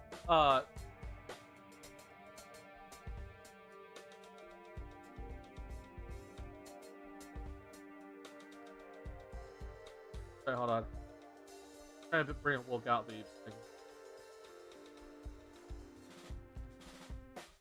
So this is what we're kind of looking at. Like, if Javon Carter actually starts, I don't know if he will. Like, I'm wondering if Kobe's gonna start, right? But if he actually does start, this was like kind of like what we're looking at here. So it's Carter and I at the point. Zach and Kobe at the 2, then DeMar, Dalen at the 3, Pat Caruso at the 4, and Butch at the 5. That's kind of like the main rotation, right? We kind of already know what we're looking at here, but I don't really know if Carter's going to be starting. Like, I would have, like, at least right now, what I would do is I'd have Kobe starting. I'd have Carter as the backup 1 and Io as like the backup 2. They're interchangeable, honestly. Maybe you could put Io at the 1 or Carter at the 2, backup 2. I do think Dalen's going to have a significant role with this team moving forward. I do think that he is a very important part of this roster, and he's going to be a good player. Obviously, Caruso's still here. This is kind of what we're looking at. Bulls still have some money to spend, obviously, but this is kind of what the main thing is looking at right now. Who do you want to see the Bulls pick up next? I kind of just went over this briefly, but to me, it would be Yuta Watanabe. Like, someone like him. And it doesn't have to be him, right? But I want a forward that can shoot. A guy that brings good length, maybe not the best defender, but just a guy that I know can shoot the ball at the forward position. Because, you know, this team is still guard heavy. Even with like Javon Carter, obviously is just another guard, but he's a very quality guard. The thing is when I look at Will's tweet, right? I see Caruso's at the 4. When that doesn't fly. I would have Caruso like at the 3 or whatever. But this team still needs forward depth, and getting another forward that at the very least, in my opinion, can shoot the ball, is definitely worth it. And I said that you can probably sign Yuta Watanabe to the biannual exception, right here. So to me, it would be worth it. If you want to look at Yuta Watanabe's career earnings, he has not made a lot of money. So him getting up to $4.5 million, per year, like that's good for him. Like, that's taking care of him. So I think he'd be very interested in it, personally. We need a real 4. Caruso the 4 is ridiculous. I agree, but Patrick Williams is obviously the starter.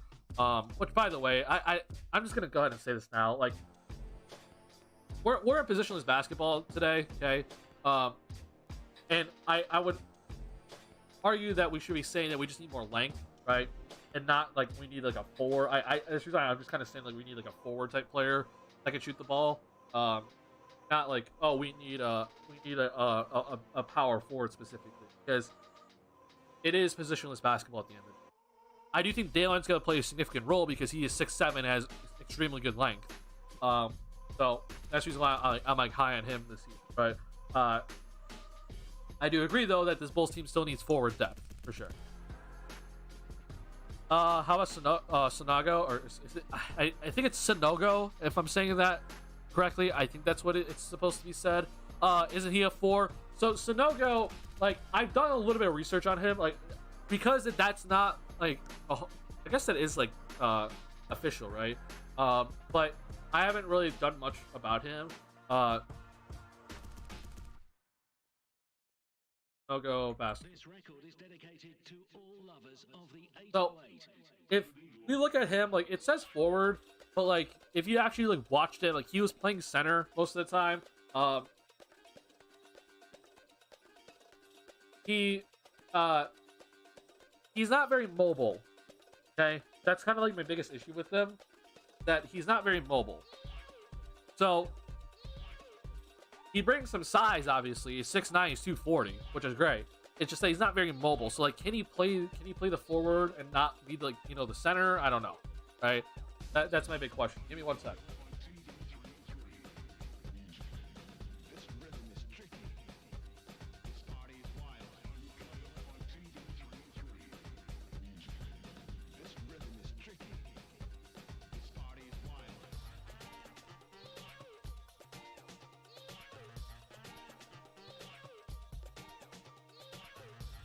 But either way, when it comes to Sonogo, like we're looking at a guy that's on a 2-way contract, right? We're not signing Sonogo to be a, you know, backup power forward in today's day, right? Like he's coming in on a 2-way contract, so he's mostly gonna be in the G League. So like he obviously does add size, right? Like I'm happy that we got him because I do think that he has some potential, but it's not like, you know, we can expect him to come in and be a backup power forward or backup center his first year as on a 2-way contract, right? So yeah, he's a 5 in college, probably a 4 small ball 5 in the pros. I think he's definitely a small ball 5 off the bench. That to me is what I think Sonogo is going to be in the league, is a backup 5 as a small ball 5, right? If he can figure out his 3-point shot to be more consistent, because the one thing that I'm happy about with this is that he improved every single year he played, right? I mean, he played more minutes his sophomore year than his junior year, but the numbers are better in his junior year, right? So like he's improved every single year he was at college, which is great. So at least in my opinion, then we have a player that can continue to improve as we go along with him, right? But I just don't see him playing really the 4. And again, he's not going to come in and be a player that's going to be a backup 4 or 5 in his first year. He just won't be that, unfortunately. Let's see. In the playoff position, players positions matter way more. I think you can still argue that it's still positionless. I think there's still like a center and there's like a main ball handler. Like it's like the main positions in playoff basketball. But then like the 2 through 4, in my opinion, is pretty interchangeable still. And it's not you know, it's not like we're looking at something like very, very specific. Right? You to the Suns. Oh, no shot, really? And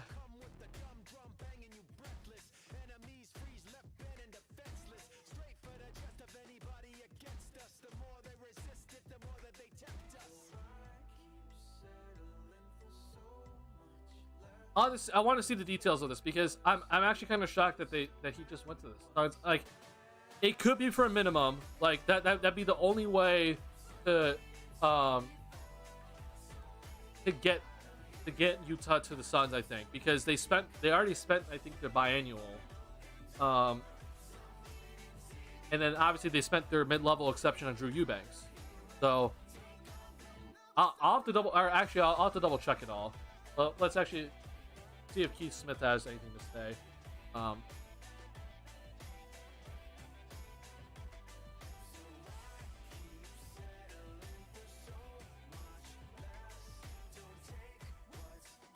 I'll keep it on this page here.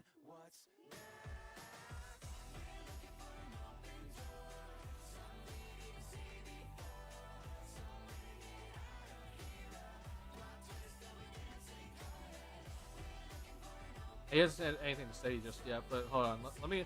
I'm actually gonna go over to the Phoenix Suns and just kind of look at what their what was Drew Eubanks signed. I'm blanking on contracts.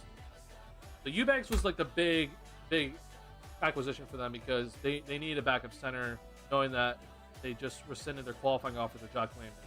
And holy crap, Spot Track is having an aneurysm because so many people are on it right now, including myself.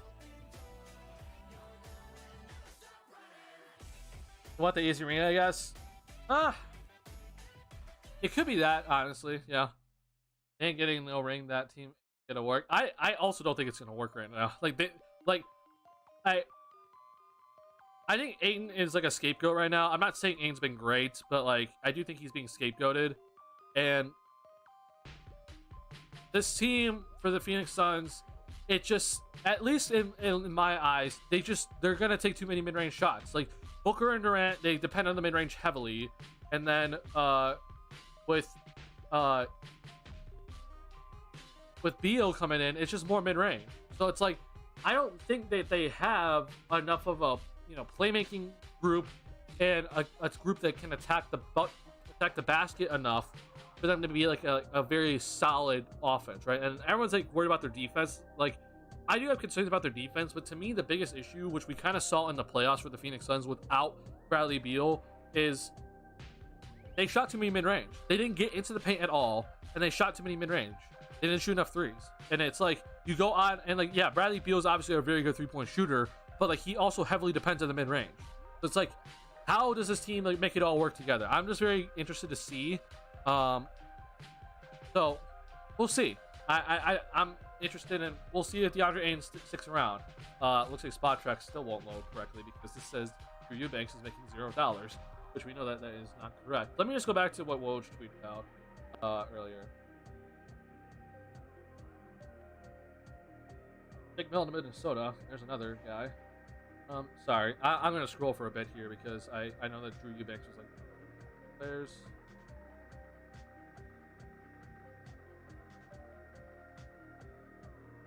All right, I guess we don't know actually. Hold on. Ugh. Sorry, I'm interested in all this. This is why I'm like a NBA nerd.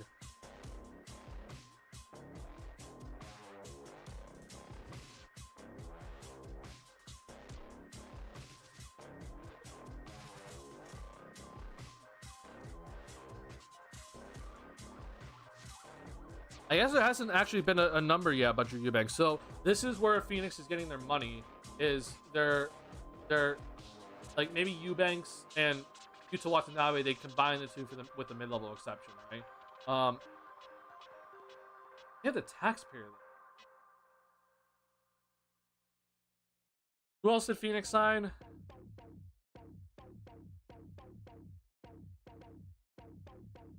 I think honestly, it's either Yuta Watanabe went for the minimum, or there's like Eubanks and whoever else they like got like went for like cheap.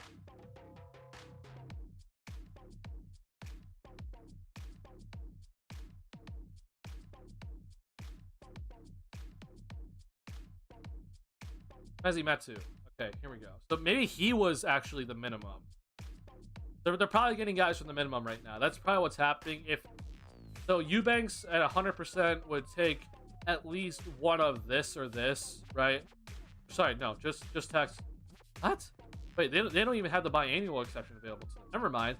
So, yeah, I think Yuta Watanabe just went for the minimum then. Maybe there's like a sign-in trade involved that we're not aware of, but I think that's just what happened.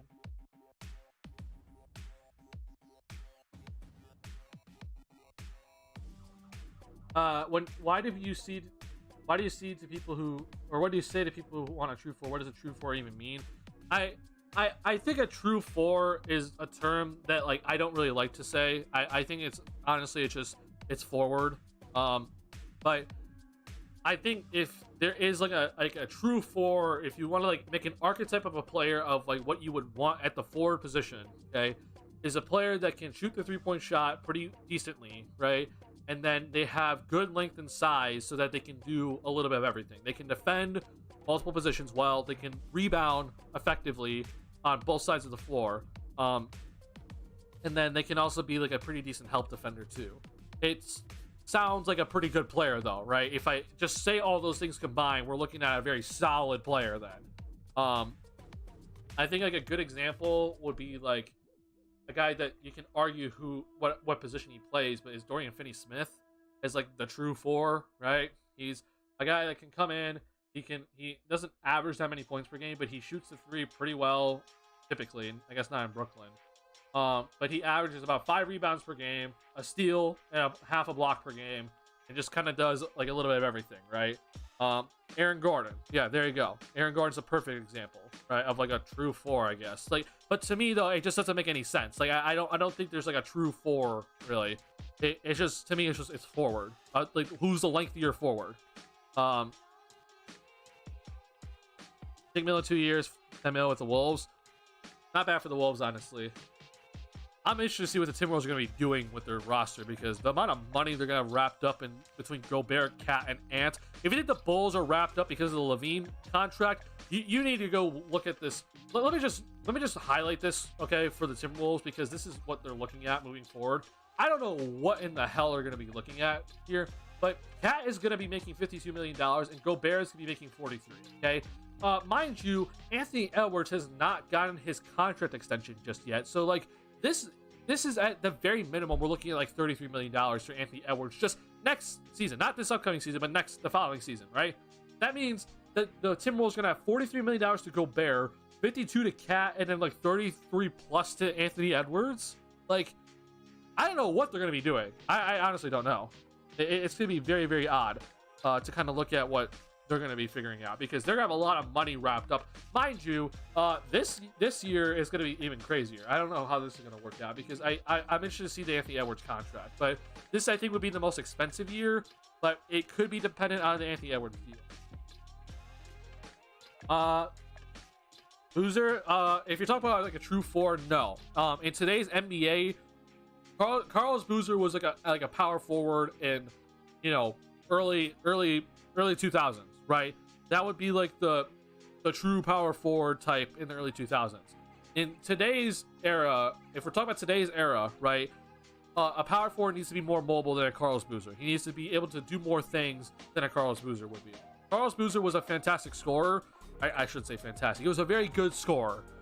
He was also a very, very good rebounder for a guy his size at the forward position. But he obviously was not that good defensively, right? And I do think that the Bulls scapegoated him a little bit, but he's not as mobile, right? So like, you want a guy like an Aaron Gordon, right, to be like your four today, who can obviously do a lot of things, guard multiple positions, can handle the ball a little bit, rebound effectively, help defense pretty well, right? But he's also mobile enough to not be like stuck only guarding big guys, right? That's kind of what you want from like a four today. Now, I saw someone just put in Kevin Love in the chat, right? If you're a power forward and you're not very mobile, then you need to be able to shoot the 3-point shot effectively, right? So Kevin Love, for example, he is like, you know, a pretty decent forward to have at the four position, because he can shoot the 3-ball effectively and stretch the floor. He's also a very good passer, which I think is something that is underrated for Kevin Love. So like, it's still, though, you're seeing that it's not just like a guy that can rebound and score effectively. It's like they can do multiple things on the floor and not just be like a scoring / rebounding type player. Siakam obviously would be like the upper echelon of it, right? He is everything I've said, but ×2, because he's an all-star, right? Have we signed anyone yet? Yes, Paloopa. We have signed Javon Carter. The Bulls signed Javon Carter earlier today. I think this is actually a very good signing for us. The Bulls signed Javon Carter to a 3-year, $20 million contract. So this is what we're looking at as the one signing, at least for now, for the Bulls that is not a returning player. And then before that, though, the Bulls re-signed Kobe White to a 3-year, $40 million deal. We're still not exactly sure about the details of this contract yet, but Kobe White is back, which I think both of these things are good. So this is like the estimate from Spot Track. I think this is wrong, but this is the estimate for Javon Carter's contract for Spot Track, and I think this is correct. So we're kind of looking at about this. I wanted you to watch Watanabe. Unfortunately, this is not going to happen, so I'm going to set this. But the Bulls got Javon Carter, who I think is a very good player. He had a career high in points per game last year. He started 39 games. He shot 42% from 3-point range on 4 attempts per game. He's also a very solid defender, in my opinion. I think this is a very solid pickup for this Bulls team. Paloopa. Let's see here. What's going on, Noel? I let Booz punch the ref in the gut and got away with it. Yeah, he did get away with that. Yeah. Booz a 0 defense. I wouldn't say like 0-0 defense, but definitely not that good of a defender. Javon Carter is a nice pickup. I agree. Yeah, Yes, Love true 4. Yeah, you could argue that Love is a good true 4. Jaren Jackson, yeah, Jaren Jackson's also a very good example. But the thing is, it's like again, that's the exaggerated type of player, right? He's a defensive player of the year candidate. He's an all defensive first team type player, right? I'm just saying like the in general type of like player for the 4 position. Like we're not talking like top echelon players, right? We're just talking just the in general stuff that they need. Because obviously there are a limited amount of all-star 4s in the NBA today, right? Giannis, in my opinion, is also a true 4. You can argue though that Giannis is like multiple positions. Like the dude is like many things in one. That's the reason why he's a superstar. Duncan, you say we skip the Boozer. We had 2 pretty awful player runs. To be honest, being the second option, bringing in 13-9 in the playoffs, you're gonna get chewed out. I'm not saying that Boozer was like good or anything. I'm just saying that like I think that that Bulls roster was more flawed than just Boozer, right? Like I think that Bulls roster with Boozer on it, like they obviously they lacked 3-point shooting on that roster. They just lacked offense in general, and there are many times that they lacked depth. I do think that Boozer did not have very good playoff performances multiple times, but I think you could also say that about some of the other players on that Bulls roster too, that we're looking at, right? Like there's some guys that we expected them to play better in the playoffs, and they didn't really bring it, right? We had no offensive creation, not named Derrick Rose. Yep, that's also not one of the issues. As he has some name true for us, yeah. I got you, Big Jordan. Yeah. Most of our players can go get their own. Yeah, I mean, like that. Like obviously, Luol Deng was like your solid rock that you had, and Joakim Noah was bringing the energy. But then like I look at that team, I'm like I just remember they just could not create offense for the love of God, man. Like, and I will say that I do think that I was a little hard on Tibbs at that time because I was like, man, Tibbs, like what are you doing, man? Like you don't know how to like make an offense, right? But it just was like. There are just guys that I look at that roster and I'm like, man, this is just poorly constructed. In the end, this is what we're looking at. So the defense really carried. It really carried that team, like significantly carried. And at the time, you could do that. I don't think you could do that now. He ran starts to the ground, couldn't run the offense if he didn't have any options. That's what he had to work with. Yep. Okay, I hated Boozer. I wasn't like the biggest fan of Boozer. I'll just say that. He definitely is not my favorite Bull, especially on that team. But I get it. Remember when we had Marcus Fisher starting at the 3? That was funny. I do know that name. Unfortunately, I was not there at the time. I was not watching the Bulls at that time, but I do know that name. Bulls legend Walt Lemon Jr. Woohoo! Yeah. Just so you guys know, I see that there were just more people in the stream. So like I did not like significantly watch the Bulls until like the 2012-2013 season, right? The 2012-2013 season was when Derrick Rose was out the entire year with his ACL tear. So like I fell in love with like Nate Robinson, Luol Deng, Joakim Noah, and like Marco Bellinelli was on the team. Like that was the team like I first officially started watching the Bulls like significantly, right? I've been keeping up with them ever since. But I did, have watched some games here and there before that, but like my main basketball knowledge is like 2012 and onward. Yeah.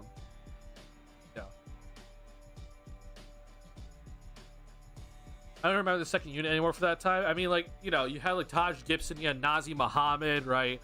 We had Marcus Teague. My God, that was a nightmare. I mean, and again, this is off the groups I remember. Kirk Heinrich at some point was there too. Like it was just that you could just kind of see though that there wasn't much there, right?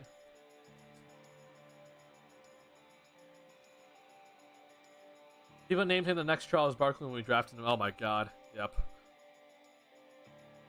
Oh, yeah, Kyle Korver. Yeah, there's Kyle Korver was there. I know. Was it Ronnie Brewer? I do believe that he started though. Oh God, do you guys remember Daquan Cook? He was on that 2012-2013 Bulls roster. Do you guys remember him? Like, oh my God, man. I'm remembering all these names now. Man, we had Jamal Crawford, Elton Brand, Ron Artest, Tyson. Yeah, these guys too. Yeah. TJ Brown, yep. Bench prop. Oh, I remember you guys had James Johnson, right? Like, or we had James Johnson. Like, I didn't really watch the Bulls so much at that time. Obviously Nate Robinson is like my guy. He came off the bench for that 1 year. The Bulls also like CJ Watson. That's who it is. You had CJ Watson too. Like, yeah, you guys had just it was just interesting with the bench crew. Oh yeah, John Lucas the third. Yeah. Yeah, not good backup point guard options. Like I will say I do think that Kirk Heinrich gets a little bit too much flack, but like Kirk Heinrich, like he's also not that great of an option. Like I do think that he doesn't deserve as much hate as he gets, but like he's not that great of an option, right? Jim Johnson's is black belt and cry. I do know that, yeah. Nate, bro, I love Nate, man. I wish we could have saw another year with Nate. You love Captain Kirk? I do think like Bulls fans either loved him or hated Captain Kirk. I don't know what it was about Captain Kirk, but it always just seemed split. There was never a consensus about Captain Kirk. He was better crying than he was at basketball. I'm not shocked. With Captain Kirk, dude, give his heart out and game out. Oh my god, I think you can like ask a random Bulls fan. You can ask them like, did you like Kirk Heinrich, and they'll probably either say yes or no. It's not like an in between.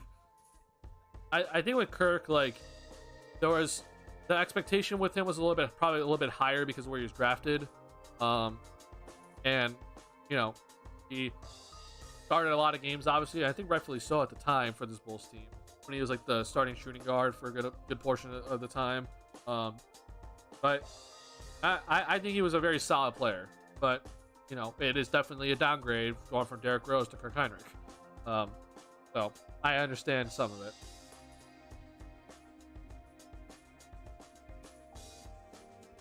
All right. Looks like free agency is starting to kind of slow down, at least for today. We're probably going to get some more stuff throughout the night here. I have a couple of things I want to talk with you guys, and then we'll see if we're going to continue streaming or not. It's going to be dependent on if the free agency stuff continues to go, or we're kind of at like a halt right now. Do we re-sign Io? As of right now, no. But the thing is that the Bulls offered the qualifying offer to Io. They have not rescinded it as of yet, which I don't expect them to rescind it. This is kind of what we're looking at least for now, in terms of the roster. So for Will Gottlieb, he thinks that Carter's gonna start. I personally think Kobe's gonna start over Carter, and then it's gonna be like Io at the backup 1 and Carter backup 2. Again, they're like interchangeable. Then it's DeMar, Dalen at the 3, Pat and Caruso at the 4, Vucevic and Drum at the 5. So there is still like a spot for Io here, right? Like it's not like, oh, we just don't need Io anymore, right? We obviously know with Lonzo Ball he's not gonna be playing this year. So there's that. And then with Alex Caruso, I think we kind of figured out with Alex Caruso that like he should not be initiating offense whatsoever. He should be very much a wing player, or I guess the 4, which I don't really think is a 4. I would put Dalen Terry at the 4 personally. That would be my like, or I guess, you know, have him guard the bigger player in a sense. But you know, I still think that there is a spot for Io here. Like it's not like, oh, we got Carter, we don't need Io anymore. I do think that he has a spot here still. So yeah. Where's Westbrook going to sign? I think Westbrook's going back to the Clippers. I actually do. I think that with Westbrook, with the whole Harden stuff, like I honestly think that you're gonna see the Clippers run a lineup of Westbrook, Harden, George, Kawhi, and figure out the center. Well, Javon Carter gonna play some minutes at the power forward? I don't know about that. We'll see though. I don't know if you can get away with Javon Carter at the 4. I mean, like, because like he is 6'1", and reminder that Caruso is like 6'4". Like Caruso is also just different in terms of what he brings defensively. I'm just gonna go ahead and say I just do not think that we're gonna see that one. But it is also Billy Donovan, so maybe.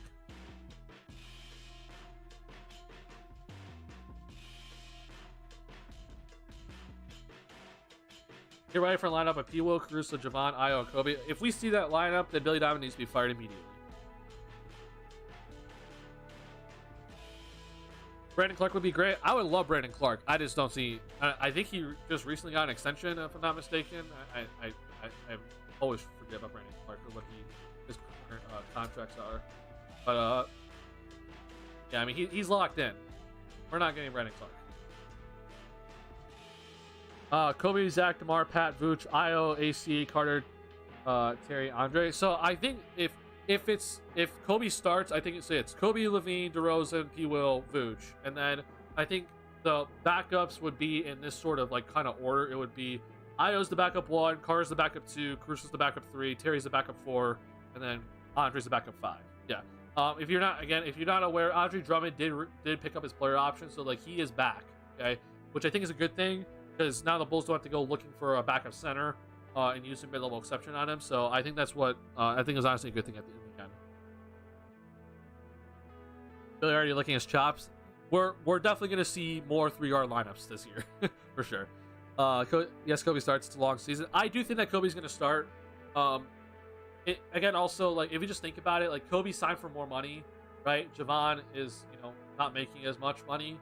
So, I mean, Javon could definitely start. I mean, again, Javon, like, if you're worried about Javon Carter starting, he started 39 games last year, okay? I'm going to go ahead and bring up on NBA.com his stats when he does start versus when he doesn't start. Let's just go ahead and, like, look at that, like, right now.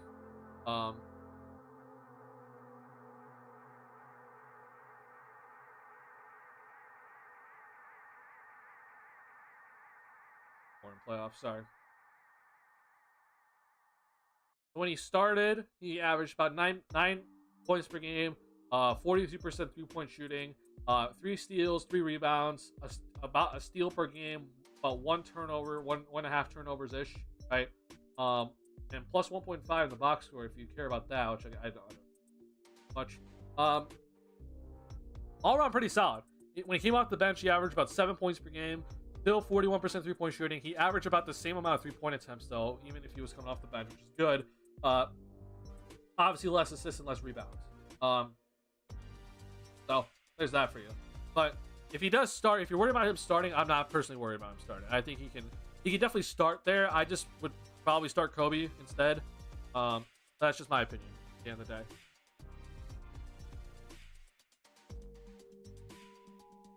I realized last year that Kobe played better once he got rid of the braids and went back with the fro. He did start playing better when he went back with the fro, and it is interesting to kind of think about that. I don't know if you guys know, if you guys know who Alfred Payton is. This is something that the reason why I'm like big with Alfred Payton is because my friend Dave is an Orlando Magic fan, and like he had to watch Alfred Payton for all those years. But Alfred Payton had this hair, right? And like this is what his like you mostly remember him with his time in Orlando. Like there's like an actual like theory that like his hair was preventing him from shooting the basketball well because it would cover his eyes when he shot the ball. So I don't know what it is. It's just superstition. But maybe Kobe with the fro is just better because he's just more balanced or something. But I just remember like Alfred Payton, man. Like oh my god, his hair was weird. I like you saying not worry. Watch Carter be our only 3-point shooter signing, and AK will boast about. I truly hope that's not the case. There are still shooters out there on the market. I'm gonna go over a few of them honestly, but I really hope that's not the case. If AK is like, yeah, we're done, like that would truly suck. But it is also not out of the realm of possibility, right? Not out of the realm of possibility. Really already went through 6 packs of gum today. Yeah. Alfred Payton had a shot where his hair blocked his eyesight and airballed a shot. Yep, that's the reason why. I don't know. I'm just theorizing here, which I probably shouldn't. But I think it's funny to just kind of think about. All right, before we get into all this stuff here, if you guys wouldn't mind hitting the like button on the stream, it helps me out tremendously. I really do appreciate you guys supporting me, and this has been an awesome stream. I've had a lot of fun with the stream, so I'm happy to be doing this. So please hit the subscribe button if you're new to the channel, and hit the like button if you haven't already. I truly appreciate it a lot. Let's talk about some guys here that we're gonna be potentially looking at as like other options for the Bulls to go after for some more shooting. Obviously, Seth Curry is here, so there's that. Cam Reddish is definitely an interesting idea. Okay, I'm not exactly thrilled with it, Just saying. I'm not like, let's go get him, but like, Cam Reddish his option was declined in Portland. So, I don't know exactly what he's looking for, but he is available. One person that I am like kind of like a fan of that could potentially play the 4/5 for this team if we need him to play the 5 would be Dario Saric. The issue is that Dario Saric is he's coming off injury, right? So like I don't exactly know what his like status is in terms of his health. But you want to talk about shooting and bringing more size and length to this team? Dario Saric would be that guy. He's also very flexible to play the 4 and 5, in my opinion. So there's that guy that's available potentially. But other than that, though, it gets kind of dry after it. Like there's not really a lot here that we're like, oh, shooting, right? A lot of the shooters like are kind of off the board. That like I was like specifically looking at as like, oh, we can go and get these guys, right? So that's kind of like what we're kind of looking at here. Let's go over to update over to this, and then I want to look at because there's obviously like Malik Beasley, right? Like that's a guy that I like a lot, but Bulls don't have the money to go get him now because they have Javon Carter here. Dante DiVincenzo's another guy, but again, don't have the money to go get him now because we got Javon Carter. So I'm gonna go ahead and kind of like scroll through this a little bit, but I would personally like to see like a forward come in that has shooting. I'm not really sure who we can get that's like for cheap. They can just kind of come in and like help. I wouldn't mind Juan Toscano Anderson. Just the problem is he doesn't shoot very effectively. So not really sure honestly. The one other guy that I was looking at here is Darius Bazley, because Darius Bazley, he is suddenly unrestricted free agent, and Darius Bazley, he shot the ball pretty well from 3-point line last year. I mean, we were looking at him. He shot it. I guess his time in Phoenix wasn't too good, but he shot it 40% in his time in OKC. In total, though, he shot 37%. So like he had that like kind of big jump, but like we don't really know what we're gonna get out of him, honestly. So that's a guy to just kind of keep your eyes on, maybe as like, oh, lengthy forward that can also play some center. He's 6'8", he's 208, and also improved his shooting drastically compared to his previous year. So there's that potential there. We're not selling Kelly. We're not getting Kelly Oubre because he's too expensive. TJ Warren's here. Yeah, I mean we're running out of options, honestly, right?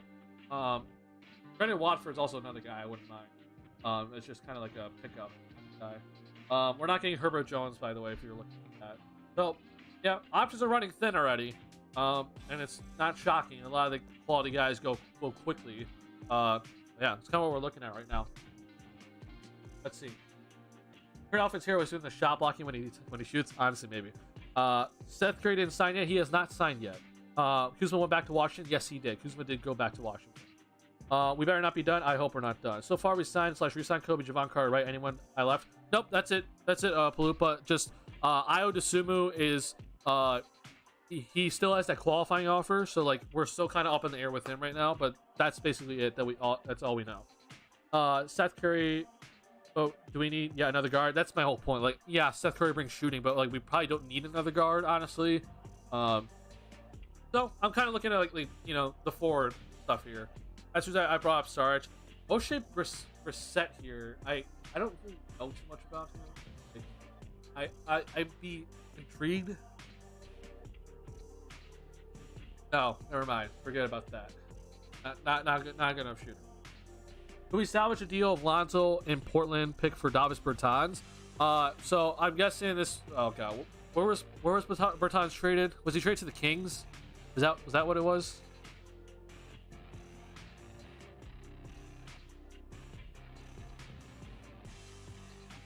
I remember O'Shea. He plays against us last. Yeah, he did. Oh,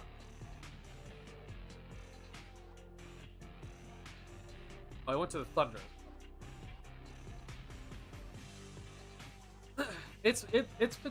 There's potential, I guess. I think the contracts would work. It just, I don't know, man. We'll see. It's potential. There's potential there. we have enough at center with Vooch and Drummond? I think we do, personally. And that's the reason why I'm kind of like throwing out some of these other ideas. Like, you know, the reason why I bring up Darius basically because he can play the power forward slash center. Same thing with Dario Saric, right? These are two guys that I think could like play both positions in case like there is like some sort of like crazy injury or something. Oh, Saric did play last year actually. Never mind. He was just very limited. But still, though, I mean, 39% three-point shooter. Like, I'll take that, right? I'd personally like him here. He's 6'10". I like Jay Crowder for a cheap deal. If Jay Crowder is willing to sign for cheap, I'm all for it. I don't think he will, though. The whole reason why he had the whole issue with Phoenix was because they weren't offering him a big enough contract. So I don't think that he's gonna sign for cheap, unfortunately. Same game, DeMar made Busby. Yeah, yep. Remember that.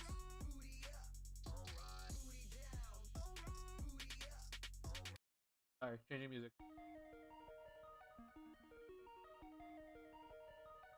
Is he still a doubt? So, if we're talking about Bertans, Noel, so the Dallas Mavericks, they traded Bertans to the Oklahoma City Thunder for basically just nothing, right? It was like a caps. It was just a pick swap, and it basically opened up a $17 million traded player exception for them. So like that was kind of like the whole point of it. So he is now in OKC. Does OKC think that if they trade Bertans for Lonzo and a first round pick, would they accept that? I think they actually might think about it, right? So it wouldn't be the worst thing in the world, right? So I don't know, man. I'm not really too sure if OKC would be up to this sort of thing, but I don't really see their whole point of using Bertans anyway. So maybe they would be up to it. Turkey players are second, third three-point shooter, I guess. I'll bid him. I don't really know. So I can never spell his name right. It's Ornolap Bidham. So just so you guys know, okay, there's been no official report on this, okay? I know Daniel Greenberg, who I've told you do not trust him, has like came out and said like, oh, he signed to a two-way player contract, and then he rescinded that, you know, a couple days later, okay? Okay, so I really don't know what's going to be happening with Bidham here. I do think that he is going to somehow come over to the NBA at some point, but I don't know how. Is it through a two-way contract? If it is, he's not part of the roster, really. Is it for a minimum contract? I seriously doubt it, because like, why would he come over for just a minimum level type contract, right? His stats, like, I feel like he just get paid more in the Euro League, but I don't personally know too much about it.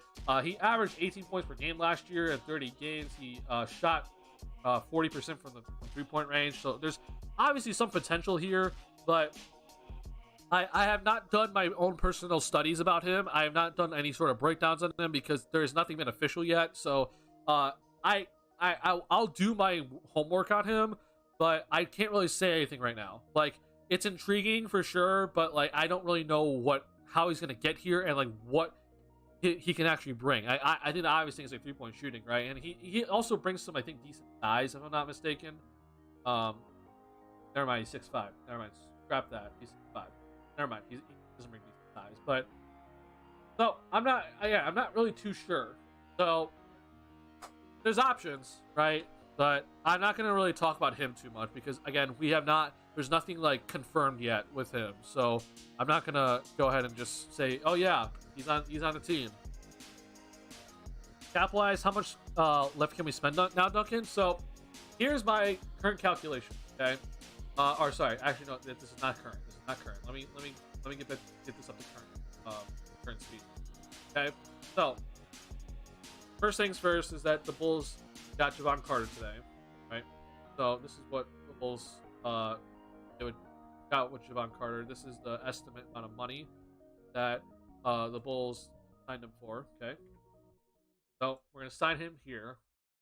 We then came back and then we re-signed Kobe White, right? I apologize if this takes a little bit.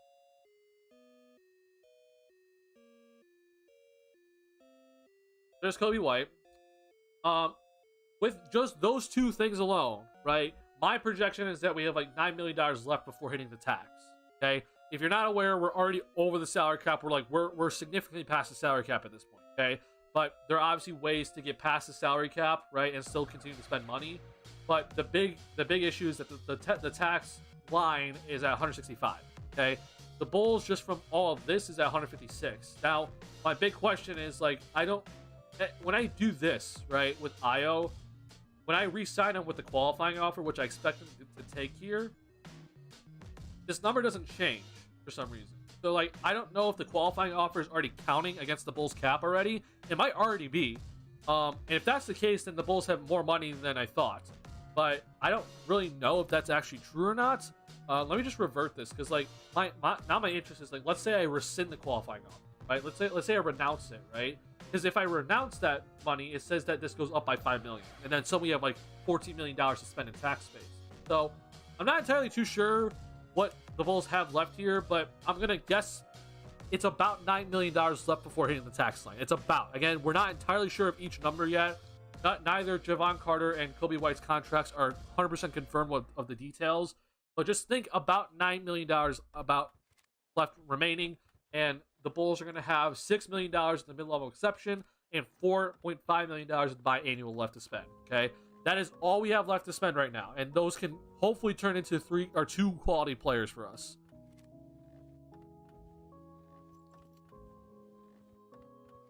Guys playing Europe, that's like what the G League is for the NBA, but for EuroLeague. Yeah, I was also aware of that. So who knows, honestly.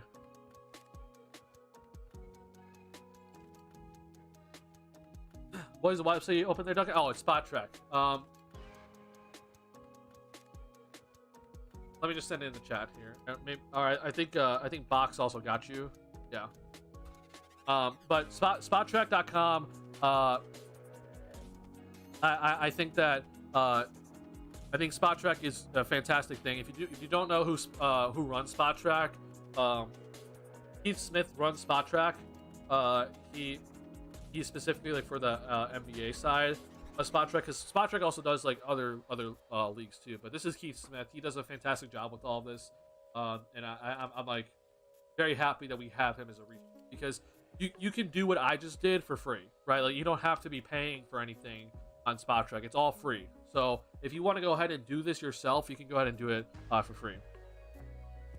DiVincenzo, I don't think DiVincenzo's gonna be signing so reminder, when I say 9 million left, okay, the Bulls, the most amount of money that they can give out, at least with the Javon Carter estimate, the highest contract they can give out is 6 million. Okay, they may have 9 million left in between the payroll and the luxury tax, but that does not mean they just have $9 million to just give to somebody. Okay, the non-taxpayer mid-level exception they have remaining at most is $6 million. I do not think Dante DiVincenzo is going to be signing for $6 million annually. Okay, so we're looking at someone cheaper here. I'm hoping to figure out who that is, but we're not entirely sure just of yet. I may say Zach really leech on Bulls, knowing we need more quality player, but still demand it as max as possible. What do you mean by that, Felipa? Speaking on young international players, it may sound very random, but I'm gonna ask if just for curiosity, what do you think about Neemias Queta? I do not know that name. Gaudier, I unfortunately do not know that name. I guess maybe I should know that name, but I do not pay much attention to international players. So, yeah. Current smoke on DiVincenzo, can we still sign for 9 million? 6 million max? No. So again, we do not have the money to go out and sign Dante DiVincenzo. If he's asking for $9 million per year, we do not have the ability to give that to him, right? Let me just do this just one more time. So like, this is where I think the Bulls are going to be at, right? After Io resigns, okay, or accepts the qualifying. If he resigns for less, it's even better. But this is where we're at, okay? But here's the issue. This says $9 million, right? But what we have left here is only this, okay? We only have $6 million left of the non-taxpayer mid-level exception. That means we can only, the biggest contract we could give out is $6 million, okay? $6 million per year, I should say, okay? We cannot combine the mid-level exception and the biannual exception and put it together. What the Bulls can do, though, is they can sign someone with that $6 million left remaining, right? and then sign someone else with the biannual exception, but it has to be separately, right? You cannot combine the two exceptions together to make one big contract, right? So the most that we can give out is about $6 million per year for now, okay?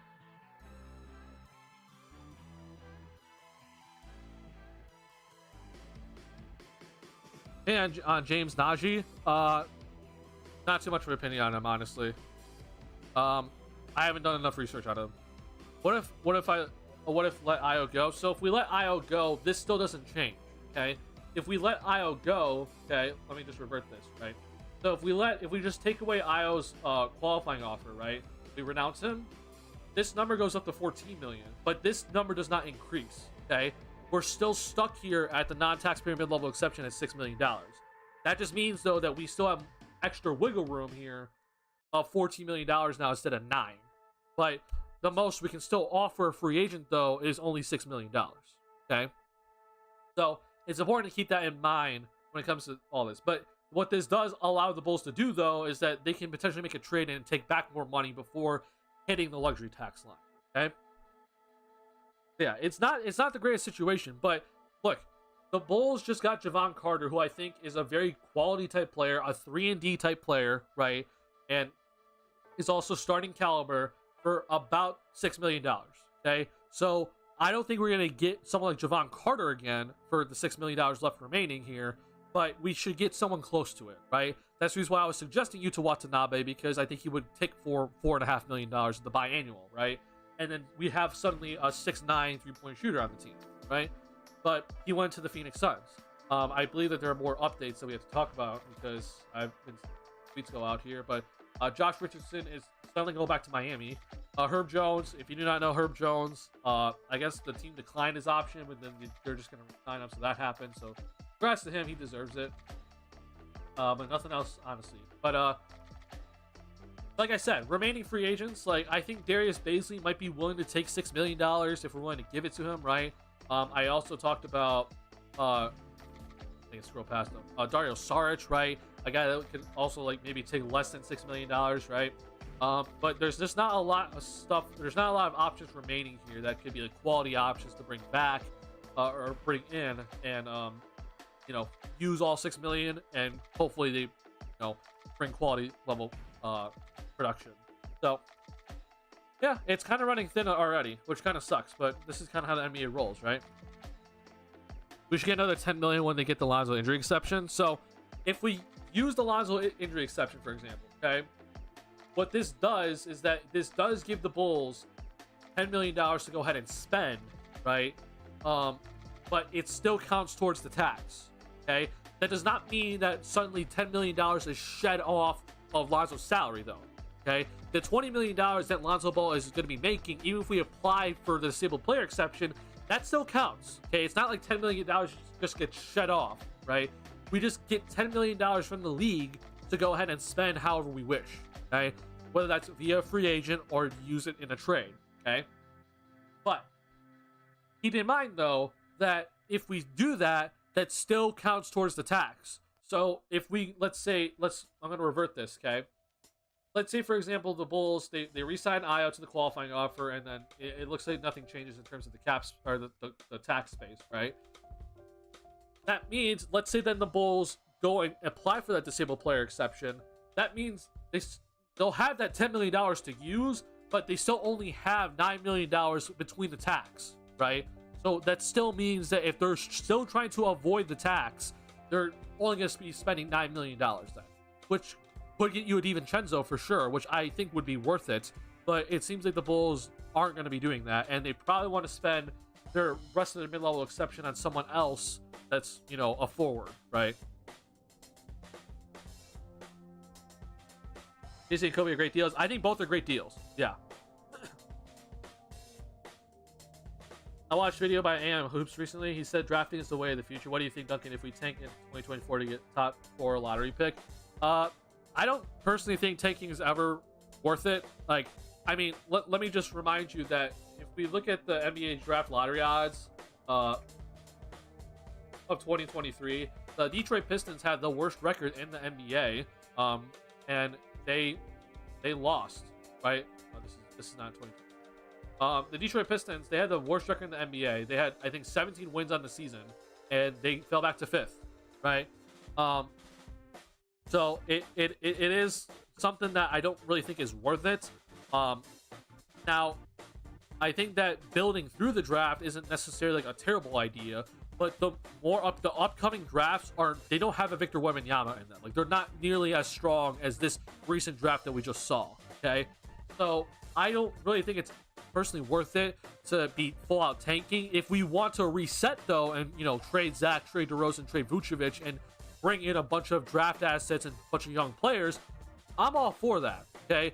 But full-out tanking, where you're actually trying to go 0-82, to me is not worth it, and trying to get the number 1 overall pick, because that means your future depends on getting the number 1 overall pick, or number 2, right? And I don't think you should ever be doing that in this lottery type system that we have right now. Because again, the Detroit Pistons, they had the worst record in the NBA. They fell back to number 5, and I'm just concerned about the Pistons moving forward. I know that there's some exciting pieces for them moving forward, but they just lost out Victor Wembanyama. Like, that sucks, right? So, in my opinion, it isn't worth a full-out tank. Rebuild, different story. But full-out tank, I'm not for it.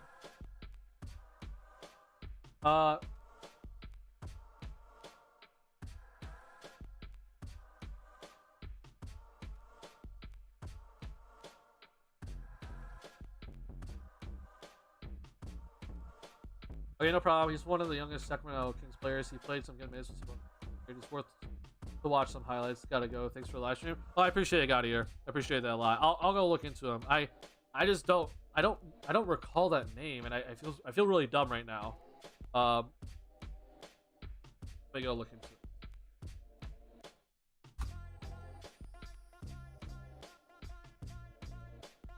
Well, he only played 5 games this year. So that's not exactly that great. So I don't feel as dumb, because I'm thinking to myself, like, I don't recall him. There are right numbers, but like, he averaged 5 minutes a game. So I don't know, maybe there is something there. He is 7 foot, so that could be enticing, I guess. But we have Drummond, and I don't really think there's a need to go out and try to fish for another center, honestly. All right, let me get back to the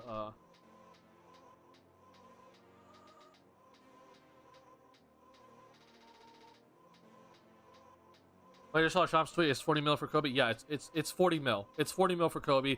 The idea is it's probably incentives, right? That are the difference between 33 and 40 mil. But incentives still count towards the cap. I just recommend going off Casey Johnson. Casey Johnson said that it's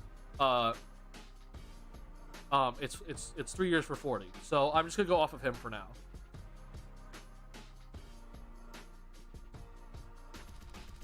Okay, Box, you're incorrect. The Bulls do have their 2024 draft pick. Okay, the Bulls, they own their own pick.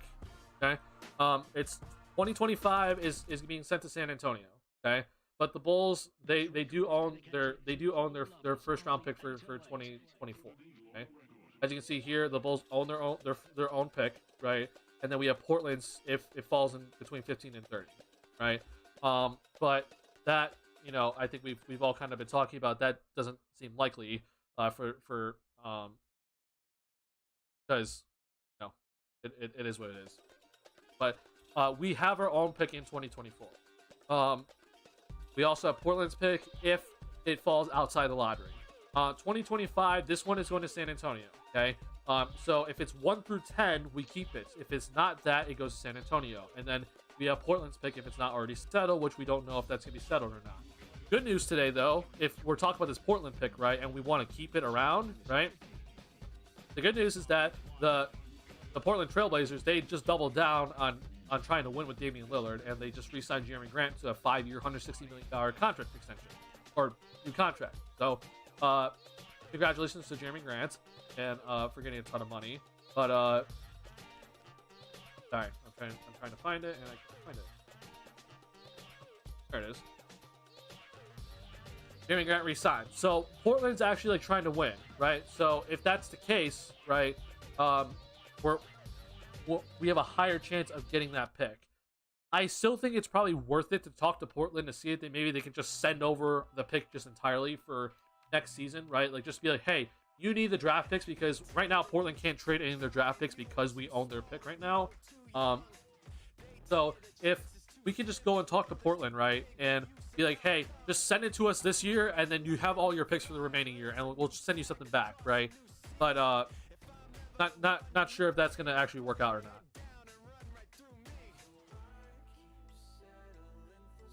Which players in trade scenarios would you like to see the Bulls make, but obviously won't happen? So I think that there's a couple of obvious ones. For me, get Lonzo Ball's money off the books somehow. Now here's the thing. I don't think this is on the front office necessarily of being able to, or they're not offloading him. Like, I actually think that like Lonzo's contract is pretty much untradeable, unless like you find some sort of deal, right? It has to be like a miraculous type deal. He'd be number one. Number two would be DeMar DeRozan. Personally, I think you trade DeMar and you try to get something in return before he hits free agency, and then we have to then pay him if we're gonna double down on his core, or he leaves in free agency.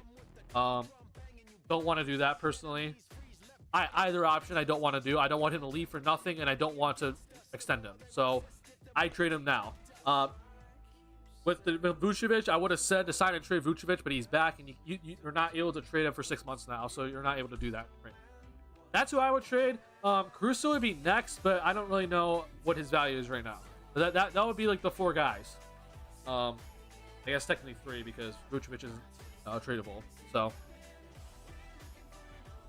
I would like to see like DeMar DeRozan traded for like maybe like a protected pick if possible. I don't even know if you get that at this point, and then just some either expiring contracts or a young player has okay potential, right? Lonzo, I just want the money off the books. I don't even care, like, just hopefully you don't give up too much, but just, get a trade player exception in return.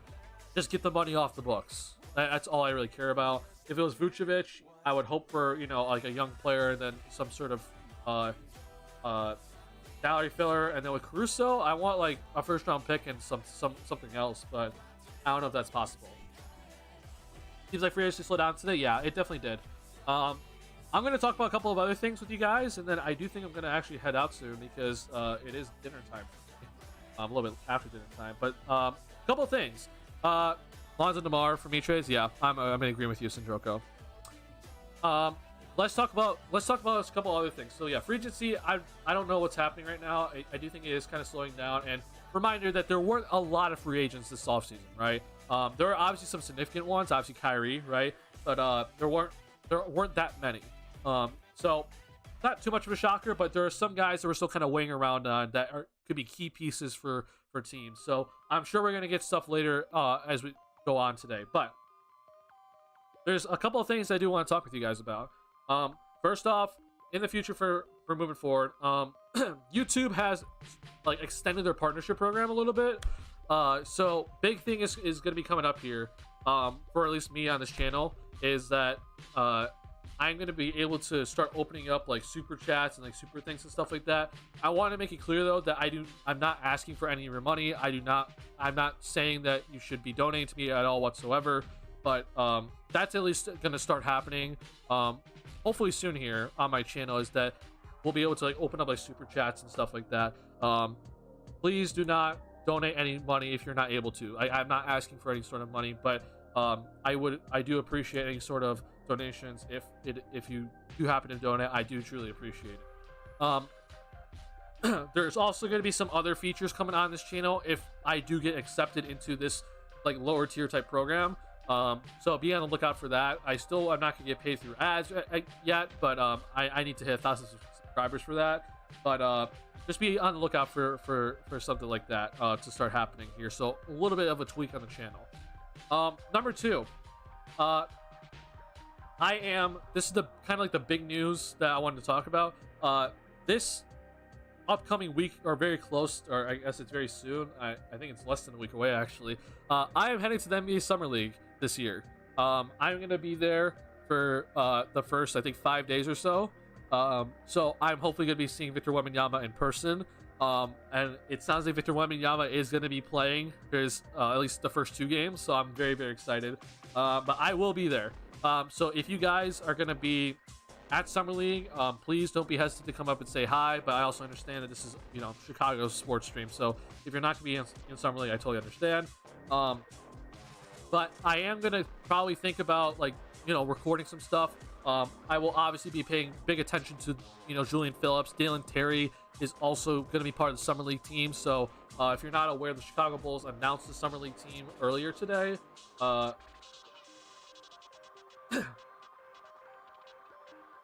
See if I can pull it up here. So here's a Summer League roster. This is a very exciting roster in my opinion. I'm excited to see Dalen Terry and Julian Phillips play. But then I'm excited to see Sonogo, and then Justin Lewis obviously has not played, right?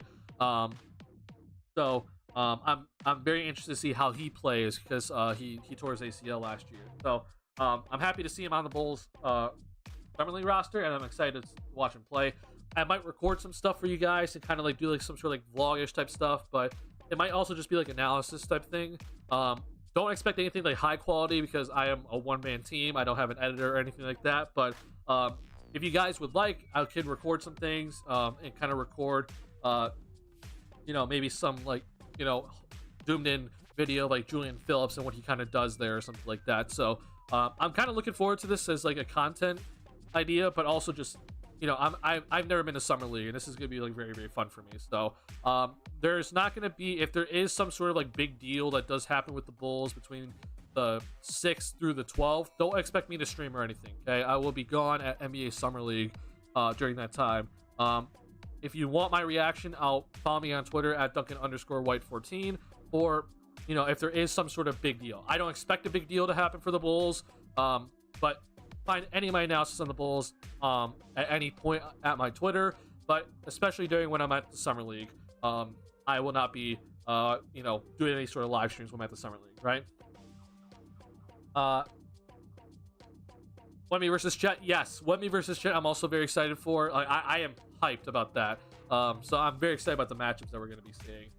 Hey, look, man, I don't even care. I just give me 5 minutes of Victor Wembanyama. I just want to see 5 minutes of him. Like, if he plays 5 minutes and it comes out, I'll be satisfied. Like, I just want to see him play, man. I'm like really, really excited to see him play. So I'm hoping he does play. Actually does play and sticks to his word, at least so far. There's that. Now, last but not least, before I head off to Summer League, though, I am going to be doing a couple of things.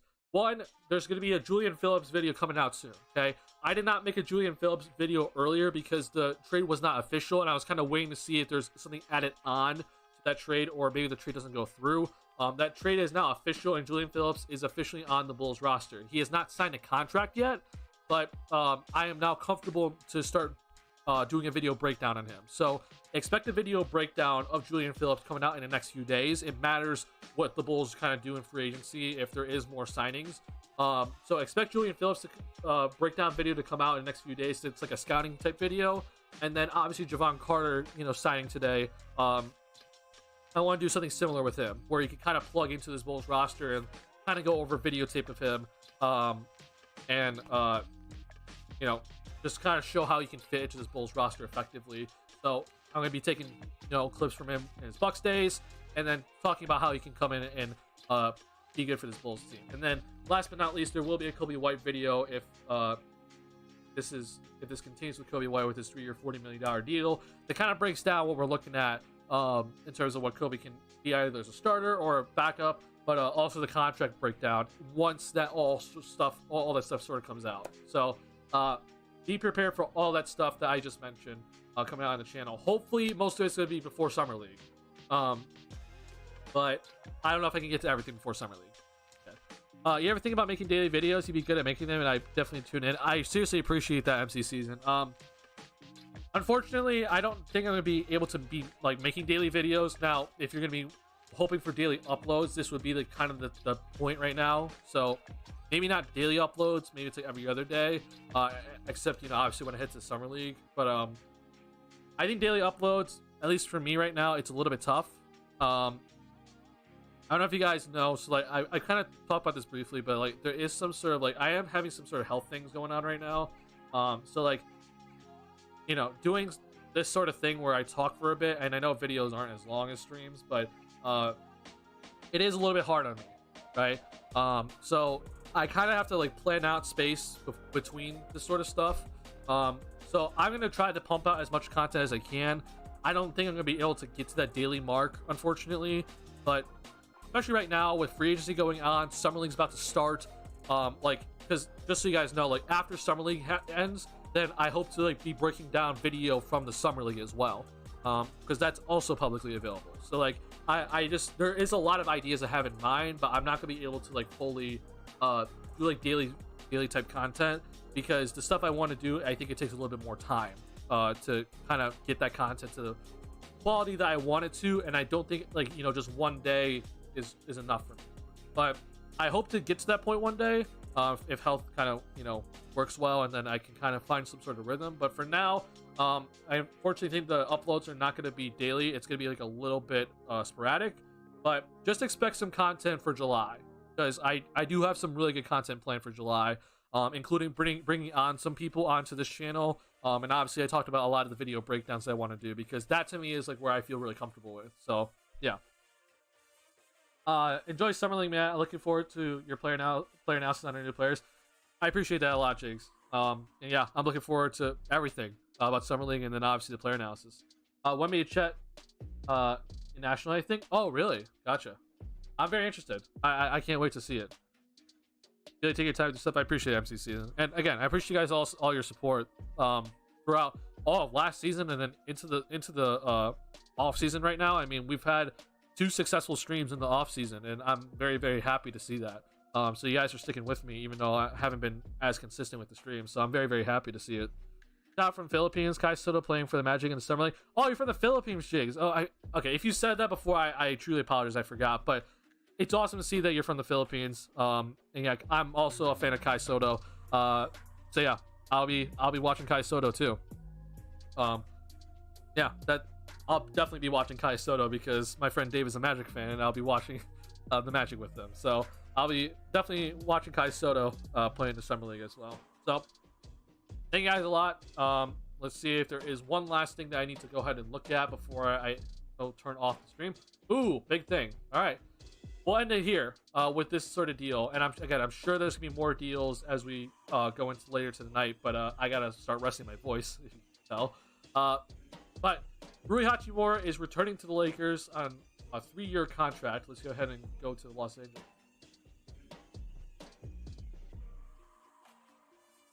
The Rui Hachimura was restricted, obviously, right?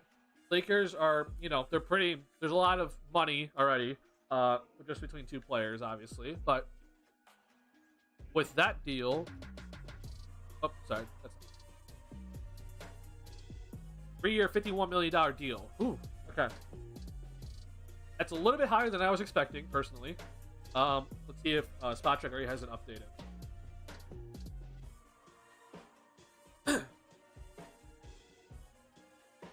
They don't. Sorry.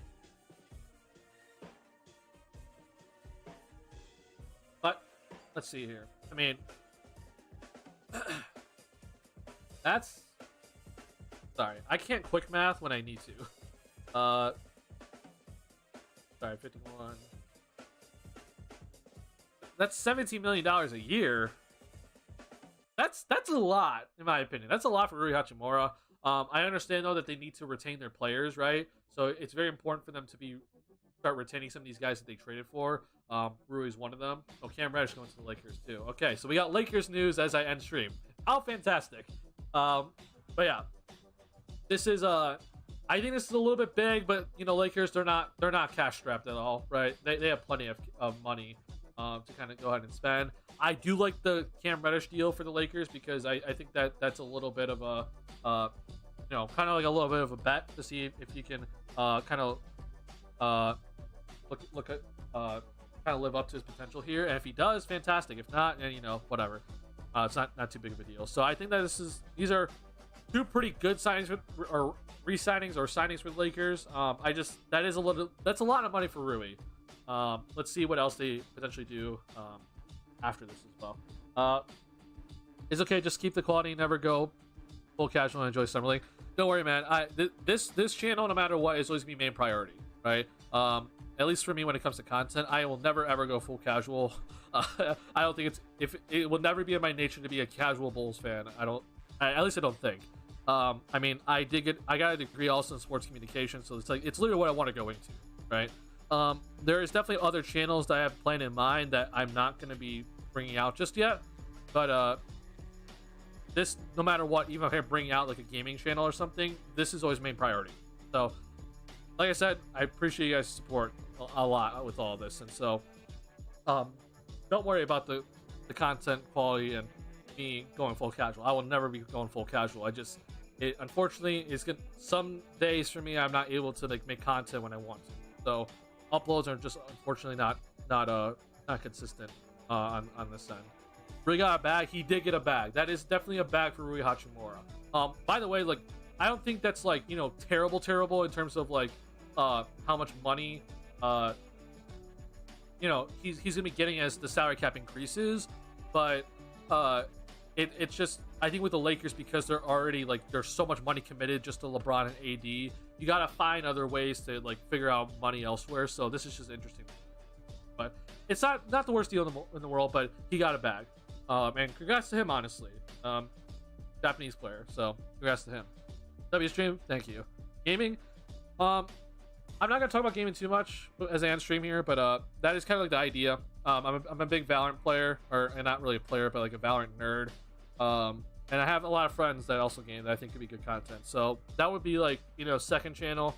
But yeah, that's kind of that's not gonna be something that's coming out until like later, if I ever do it. Don't expect that. Again, this is main priority. This channel is always main priority. But having said that, last thing I guess is Julian Gambini. I don't know how to say that last name. He's going to the Spurs, so congrats to him. Go ahead and I want to say thank you guys for another great stream. Second stream of the off season, and I've had a lot of fun in both streams. Obviously, I had the draft stream, and then obviously today's start free agency. Like I said, expect some uploads in the next couple of days, right before Summer League hits, and then yeah, and once I get back from Summer League, hopefully I'll have some content for you guys from Summer League, and then going over some of the video that we see from Summer League as well.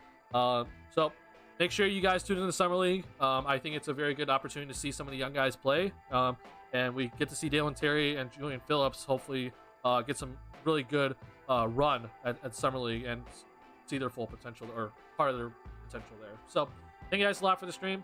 I'm going to send you guys off right now. Obviously, free agency is not over just yet, but I do need to go ahead and head out right now. But if you have not already, please hit the like button on the stream. And if you're new to the channel and like Bulls content, hit the subscribe button. And then with that, I'll send you guys out. Peace, y'all.